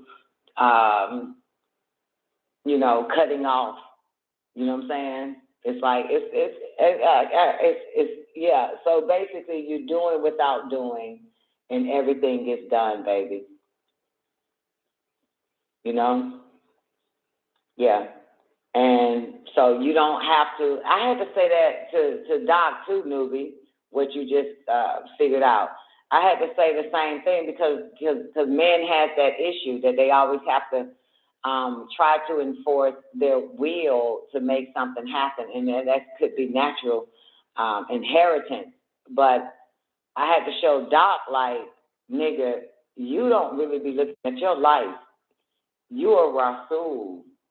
You're one sent. You're trying to be a fucking man, but you're trying to be a man on the planet Earth, but they guide you. You know what I'm saying? You just need to learn how to be patient. They guide you. They've been guiding you this whole fucking time, and you think it's all you. It ain't you. But when it is you, you'll see that your ass is laid flat out on your ass. This world hates you. So it's no way that no way that you think that you can succeed in a world that hates you. That's why they come in and intervene for us and guide us. You know what I'm saying? And control the strings of the courses of our life so that we can win. We gotta fucking win. We can't win thinking we can win on our own. Only the winners can guide us to win. You know what I'm saying? You have to fuck with the winners. And win could just be in our own steps, winning in our own steps. We need help for that. We need help. So to be an instrument, to be an instrument, to be, what do you say? This is selfless, where one regards oneself as the instrument of El Elo and serves humanity with no thought or credit or blame. And serves humanity with no thought of credit. Nope, that's damn. And serves humanity with no thought of either credit or blame. El Elo does not work for you, works with you. Whew. Ignorance is the lack of awareness of reality. That's my favorite line on this page. Ignorance is the lack of awareness of reality. You can't really ignore a talking and moving person. It is identification with the temporal world rather than with the imperishable self. So what does that mean there? A person is identifying with a temporary world and calling it a reality, rather than identifying the imperishable self. Imperishable. You will not perish, but this shit you see out here will. And how you identify yourself, you're basing it on the perishing world, when you should be looking inward at the imperishable self. You and this world are not the same. You are not of this motherfucker. You are in it, but you are not of it. It has nothing to do with you, especially with the imperishable self. So, egoism is the I-ness and my-ness, which creates the illusion that the physical body is the real you.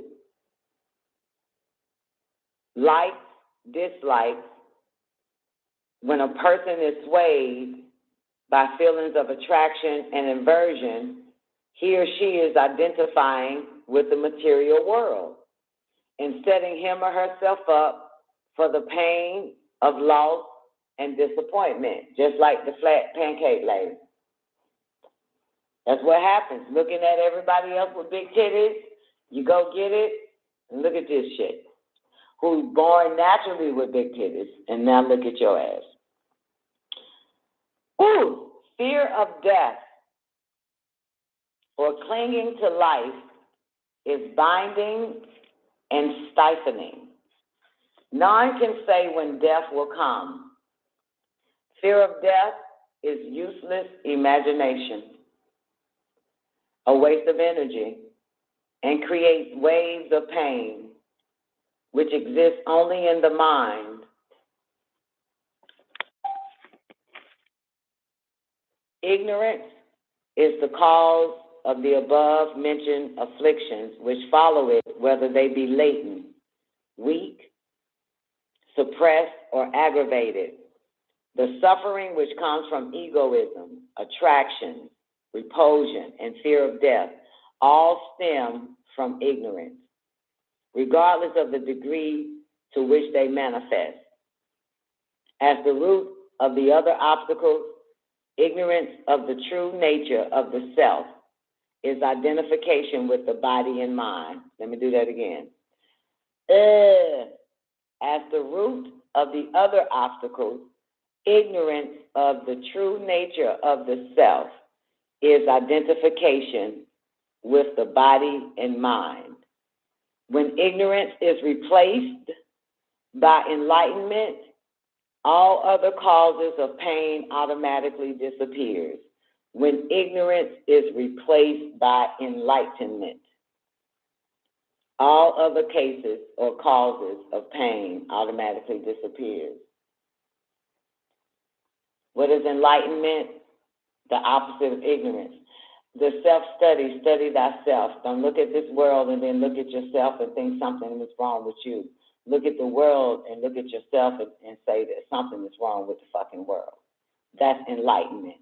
But the ignorance is looking at the world like how women look at a whole bunch of people get married and all of a sudden they think something's wrong with them. They're looking outside themselves. You see?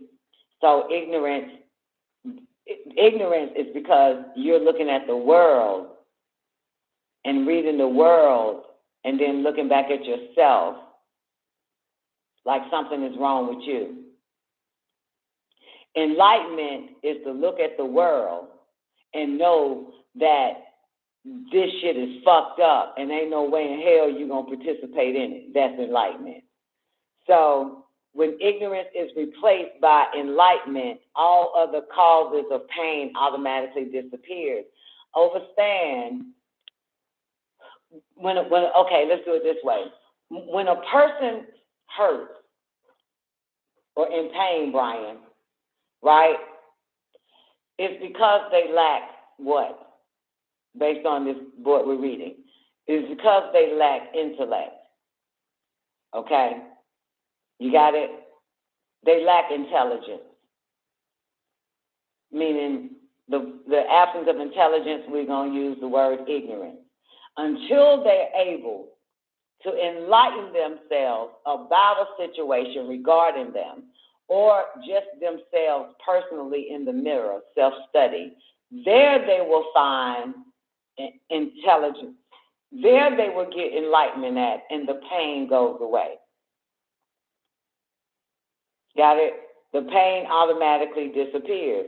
When ignorance is replaced by enlightenment, all other causes of pain automatically disappears. This is key. When in a state of ignorance, if an enocyte mistakes what is mundane for what is supreme, he or she cannot differentiate between that which will bring pain to the mind and body and that which will bring immortality, just like the flat-titted bitch. When in a state of ignorance,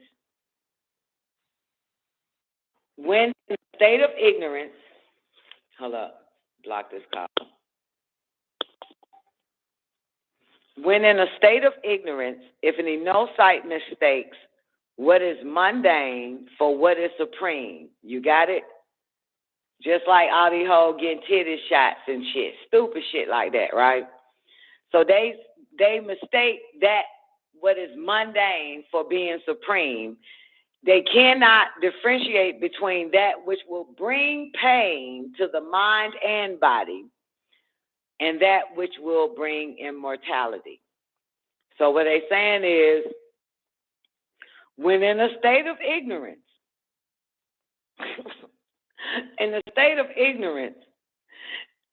they can't differentiate what is mundane and what is supreme. They can't differentiate what will bring them pain to the mind and the body. That's mundane. And that which will bring immortality. So I'll do it again. When in a state of ignorance, if an enocyte mistakes what is mundane for what is supreme, or he or she cannot differentiate between that which will bring pain to the mind and body and that which will bring immortality. That's what this is.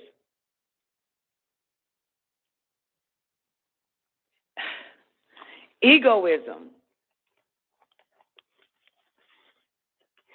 is manifest when the individual cannot distinguish his or her self from his or her senses and mind. That's wild. Egoism is manifest when the individual cannot distinguish his or her self from his or her senses and mind. That's egoism. Wow. So, because the ego is the ego is not you, one. The ego is not your body, two. And the ego is not mind, three. The ego resides in mind, but it's not yours. Guess what the ego belongs to? The ego belongs to mind. It ain't yours. So when you say egoism is manifest when the individual cannot distinguish his or herself from his or her senses and mind. He or she sees him or herself as separate from the rest of the enocyte, reacting to others with a sense of competition rather than cooperation. Attraction is that which dwells on pleasure. Most think of attraction and pleasure as positive things, but when associated with objects of the material world, they inevitably bring pain, and that's true. That's very true. Hence, the constant fear of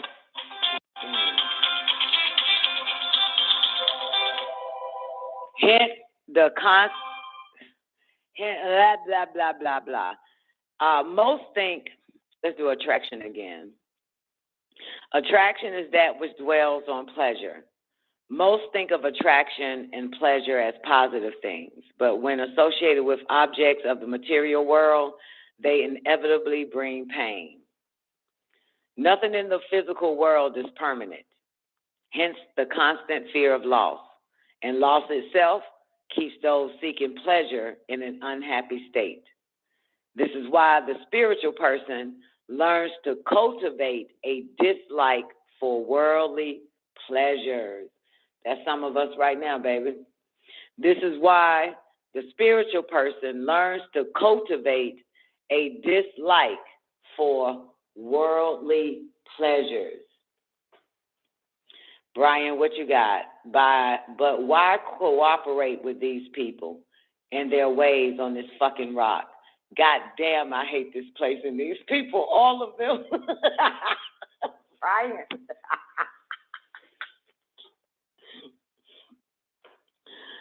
Oh. Okay, I'll move on. I'm not even finished. Okay.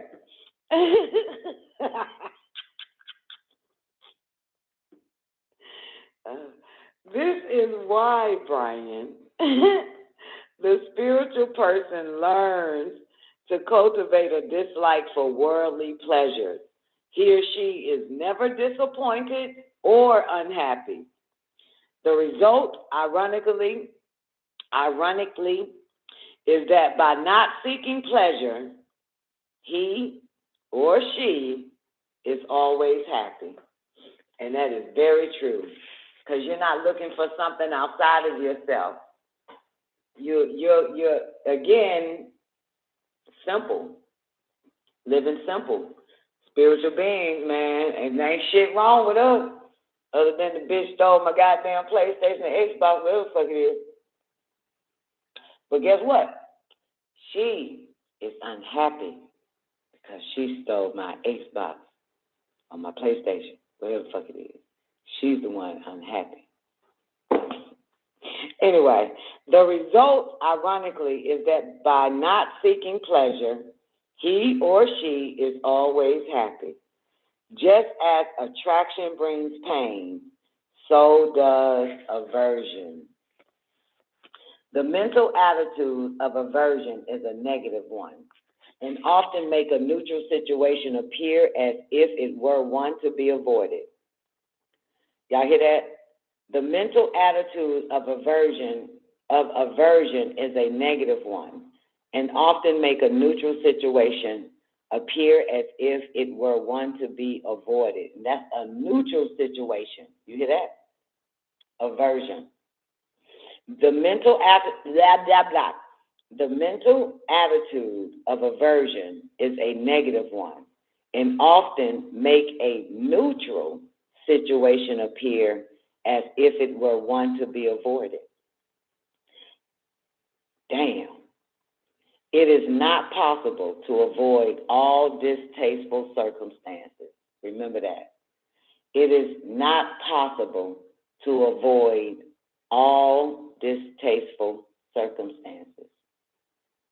So you're going to get you some distasteful circumstances, no matter how intelligent you are, spiritual you are, but it's going to come. It'll come at your door. It came to my house, okay? Bitch stole my PlayStation.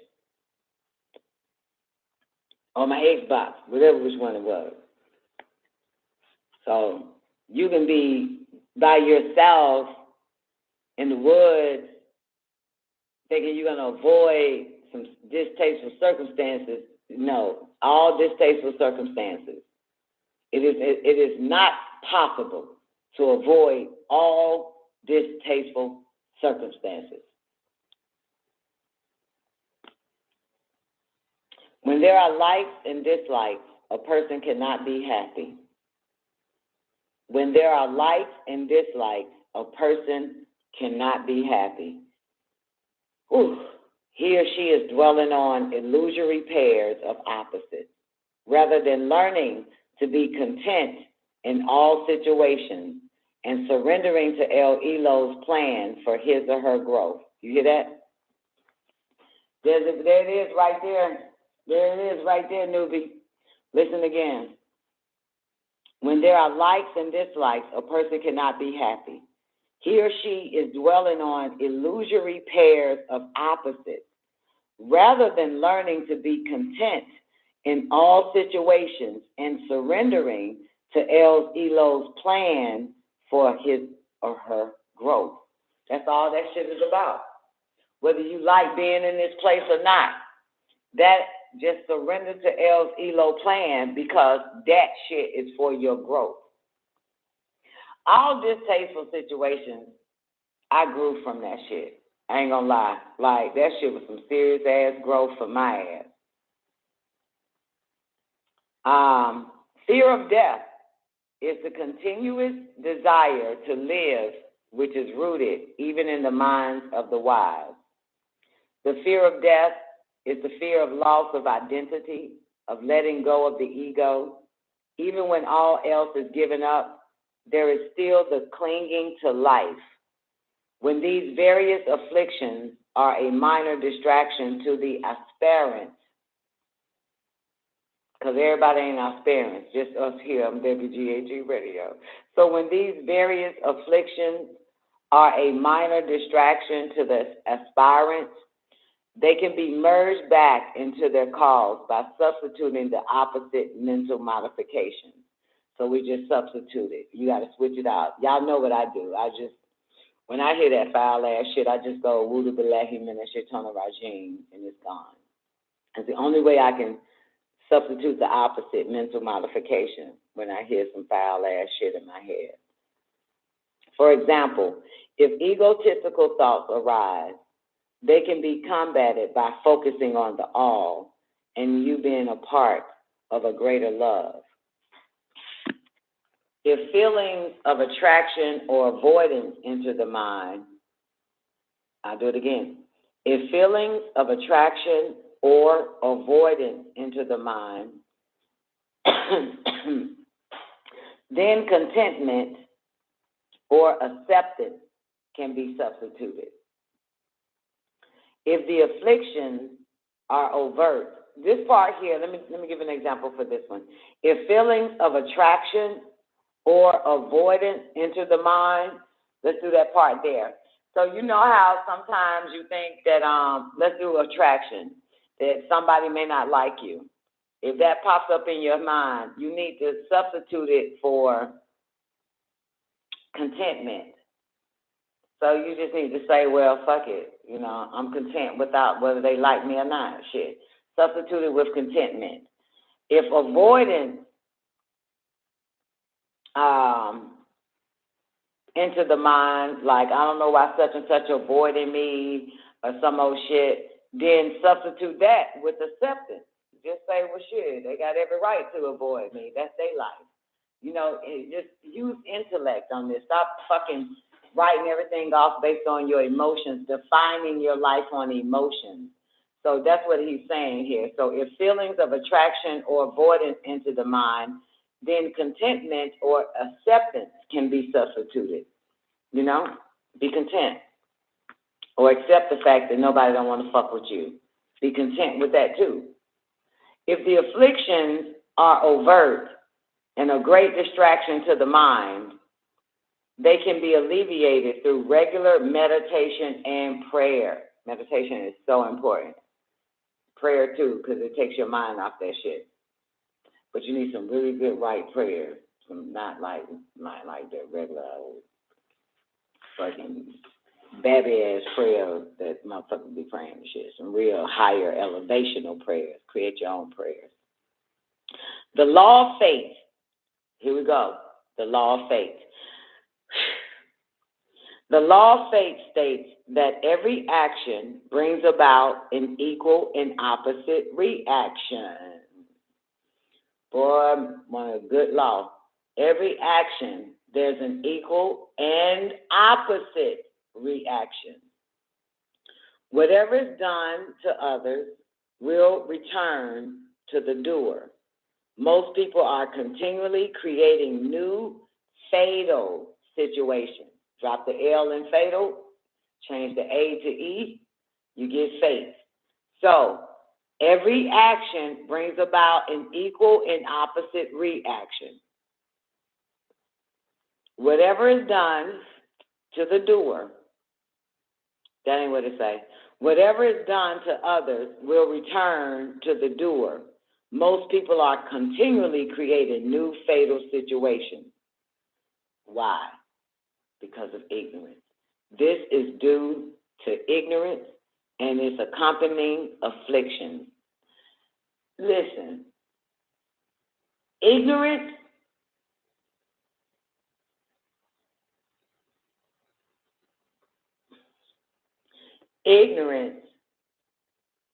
accompanies affliction. So when we're looking out at this world, no matter how we see it, whether it's on television, social media, some videos, or whatever the fuck, or just answering the phone and listening to somebody's affliction, you know they got to be ignorant. Ignorance is accompanied by affliction. Okay? And it's sad. But you're going to have to get the fuck away from them. I know y'all done got away from everybody, but you got to tell another motherfucker, you got to get away from them. Okay? Ignorance is accompanied by affliction. And eventually, that ignorant motherfucker brings affliction not only to itself, but also to anyone around it. Before final emancipation, all debts of fate must be worked out. Let me do it again. The law of fate states that every action brings about an equal and opposite reaction. Whatever is done to others will return to the doer. Most people are continually creating new fatal situations. This is due to ignorance and its accompanying affliction. Before final emancipation, all debts of fate must be worked out, whether one decides to do so in this present life, a form of hell, or on the lower planes, which are referred to as hell, surely is. Each must reap what they sow. That right? Gotta reap what you sow, baby. Various life experiences are due to the situations of fate that has earned him or her by his or her thoughts, words, and deeds. Everything that is happening to you is because of your thoughts, words, and deeds. Various life experiences are due to the situations of fate that has earned him or her by his or her thoughts, words, and deeds. They have pleasure or pain as their fruit, according to whether there is virtue or vice. Understanding this, the spiritual person strives to do only agreeable actions and to accept peacefully that, let's do it again. Understanding this, the spiritual person strives to do only agreeable actions and to accept peacefully the ill that comes his or her way. That's powerful.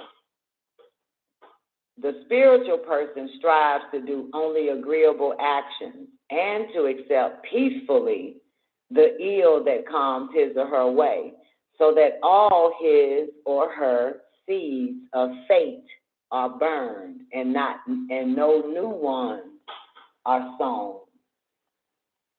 Damn, so a spiritual person, whatever happens to them fucked up, they accept it peacefully, you know. But an ignorant motherfucker will go out and blame everybody or want to continue to sow some fucked up seeds over and over again based on what has happened to them. Ain't that something? But a spiritual person striving to do only agreeable actions and to accept peacefully the ill that comes his or her way, so that all his or her seeds of fate are burned and no new seeds are sown. Violence to others, whether in thought, word, or deed, must be avoided. Non-injury means more than refraining from inflicting physical pain. Mental pain can be far more devastating. When one is established in complete harmlessness, even wild animals will approach in peace. The function of truth is to maintain harmony through trust. Again, the function of truth is to maintain harmony through trust. It is better to be silent than to tell a truth that will cause pain or that springs from a wrong motive. A truthful person has power, for what he or she says comes to pass, and his or her words become law. A truthful person. Wow. Cleanliness also extends to the mind. Only when the mind is purified of all things can it be a pure mirror for clear reflection. Laughter comes from stimulation, but a smile comes from inner peacefulness, satisfied with itself. The mind needs nothing else for its contentment, which grows in proportion to awareness of the inner self. The mind should not be affected by external objects. They may be possessed, but with detachment. So everything you have, everything you possess, don't be attached to it. Do not let them possess the mind. Austerity means curtailing the insatiable demands of the senses. Drink water instead of bad drinks. Practice silence instead of talking loud. Control greed. Counteract sleep by getting up early. When the mind learns that its demands for pleasure will not be met through the senses, it stops its useless wandering and turns inward. What up, Osiris? Control of the senses clears the way for such powers as telepathy and clairvoyance. Y'all hear that? When you control your lower senses, to see, hear, taste, smell, touch, feel, whatever the fuck. See, hear, taste, smell. Yeah, see, hear, taste, smell, touch. When the control of the senses clears the way for such powers as telepathy and clairvoyance. Study of spiritual works and the holy tablets helps to keep a person on the right path. The book alone, however, can only take one so far and can lead to intellectual pride. Surrender to the will of El Elo, the Most High, is necessary, for ultimately everything depends upon His grace. When negative or harmful thoughts disturb the mind, they can be overcome by constant pondering over their opposites. One must be ever alert, always watching the mind.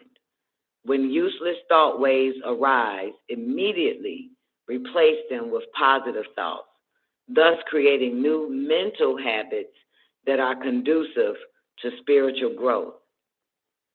Negative thoughts and emotions such as violence, whether committed, abetted, or caused through greed, anger, or delusion, and whether present in mild, medium, or great intensity, result in endless pain and ignorance. Thus, there is the necessity for pondering over the opposites. All thoughts, all emotions, and all actions that are in opposition to righteousness brings about the fate of further pain and ignorance.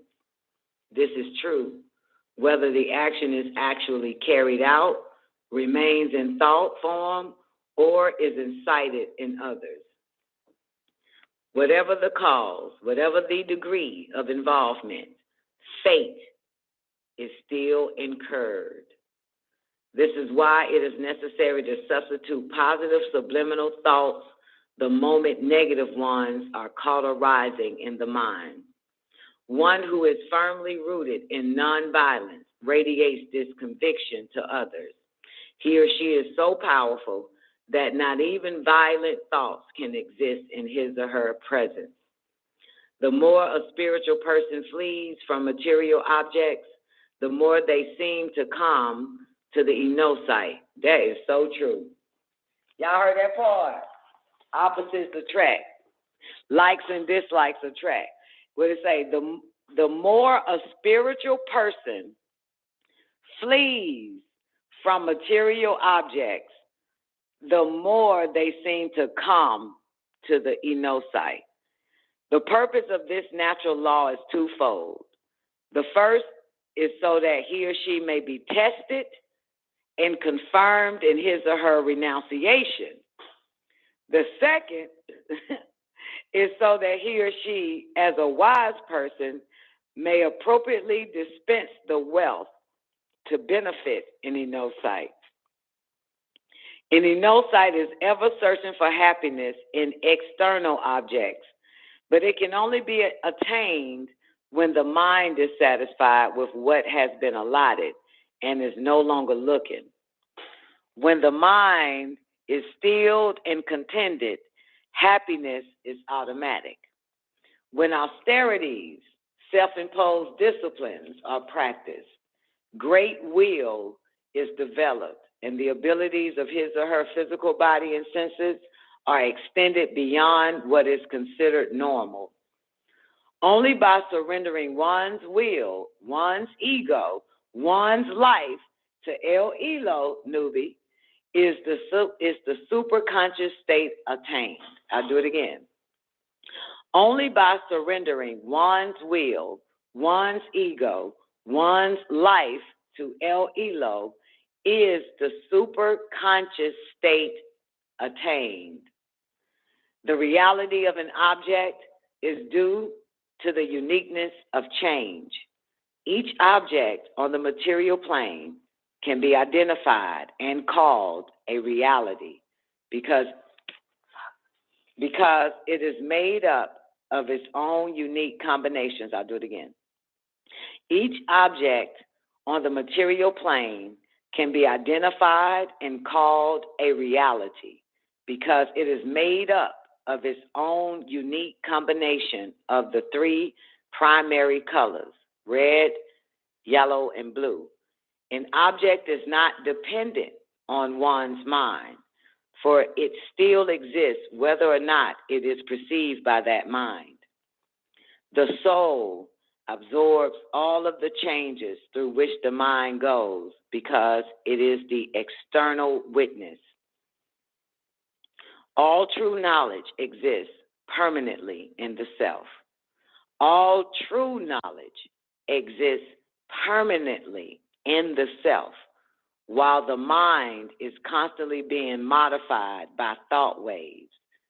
The mind is something that can be observed as an object and not the source of knowledge, just as Kingu or Luna, which you call the moon, is not a source of light, but a reflection of the sun.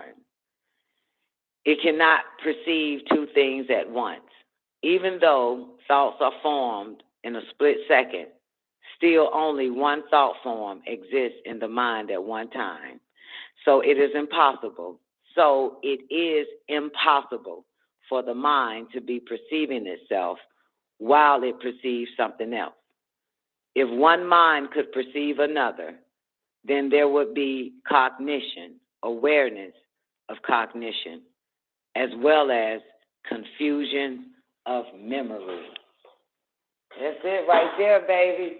The John Nicoleone Show, mind your mind for the jewels of your soul. It's official, baby. Man of the Hour is up next, man. Thank y'all for y'all time. Sorry to waste 3 hours of your time and then finally give you your mind for the jewels of your soul, baby. Y'all have an awarding day. Man of the Hour is up next. Peace.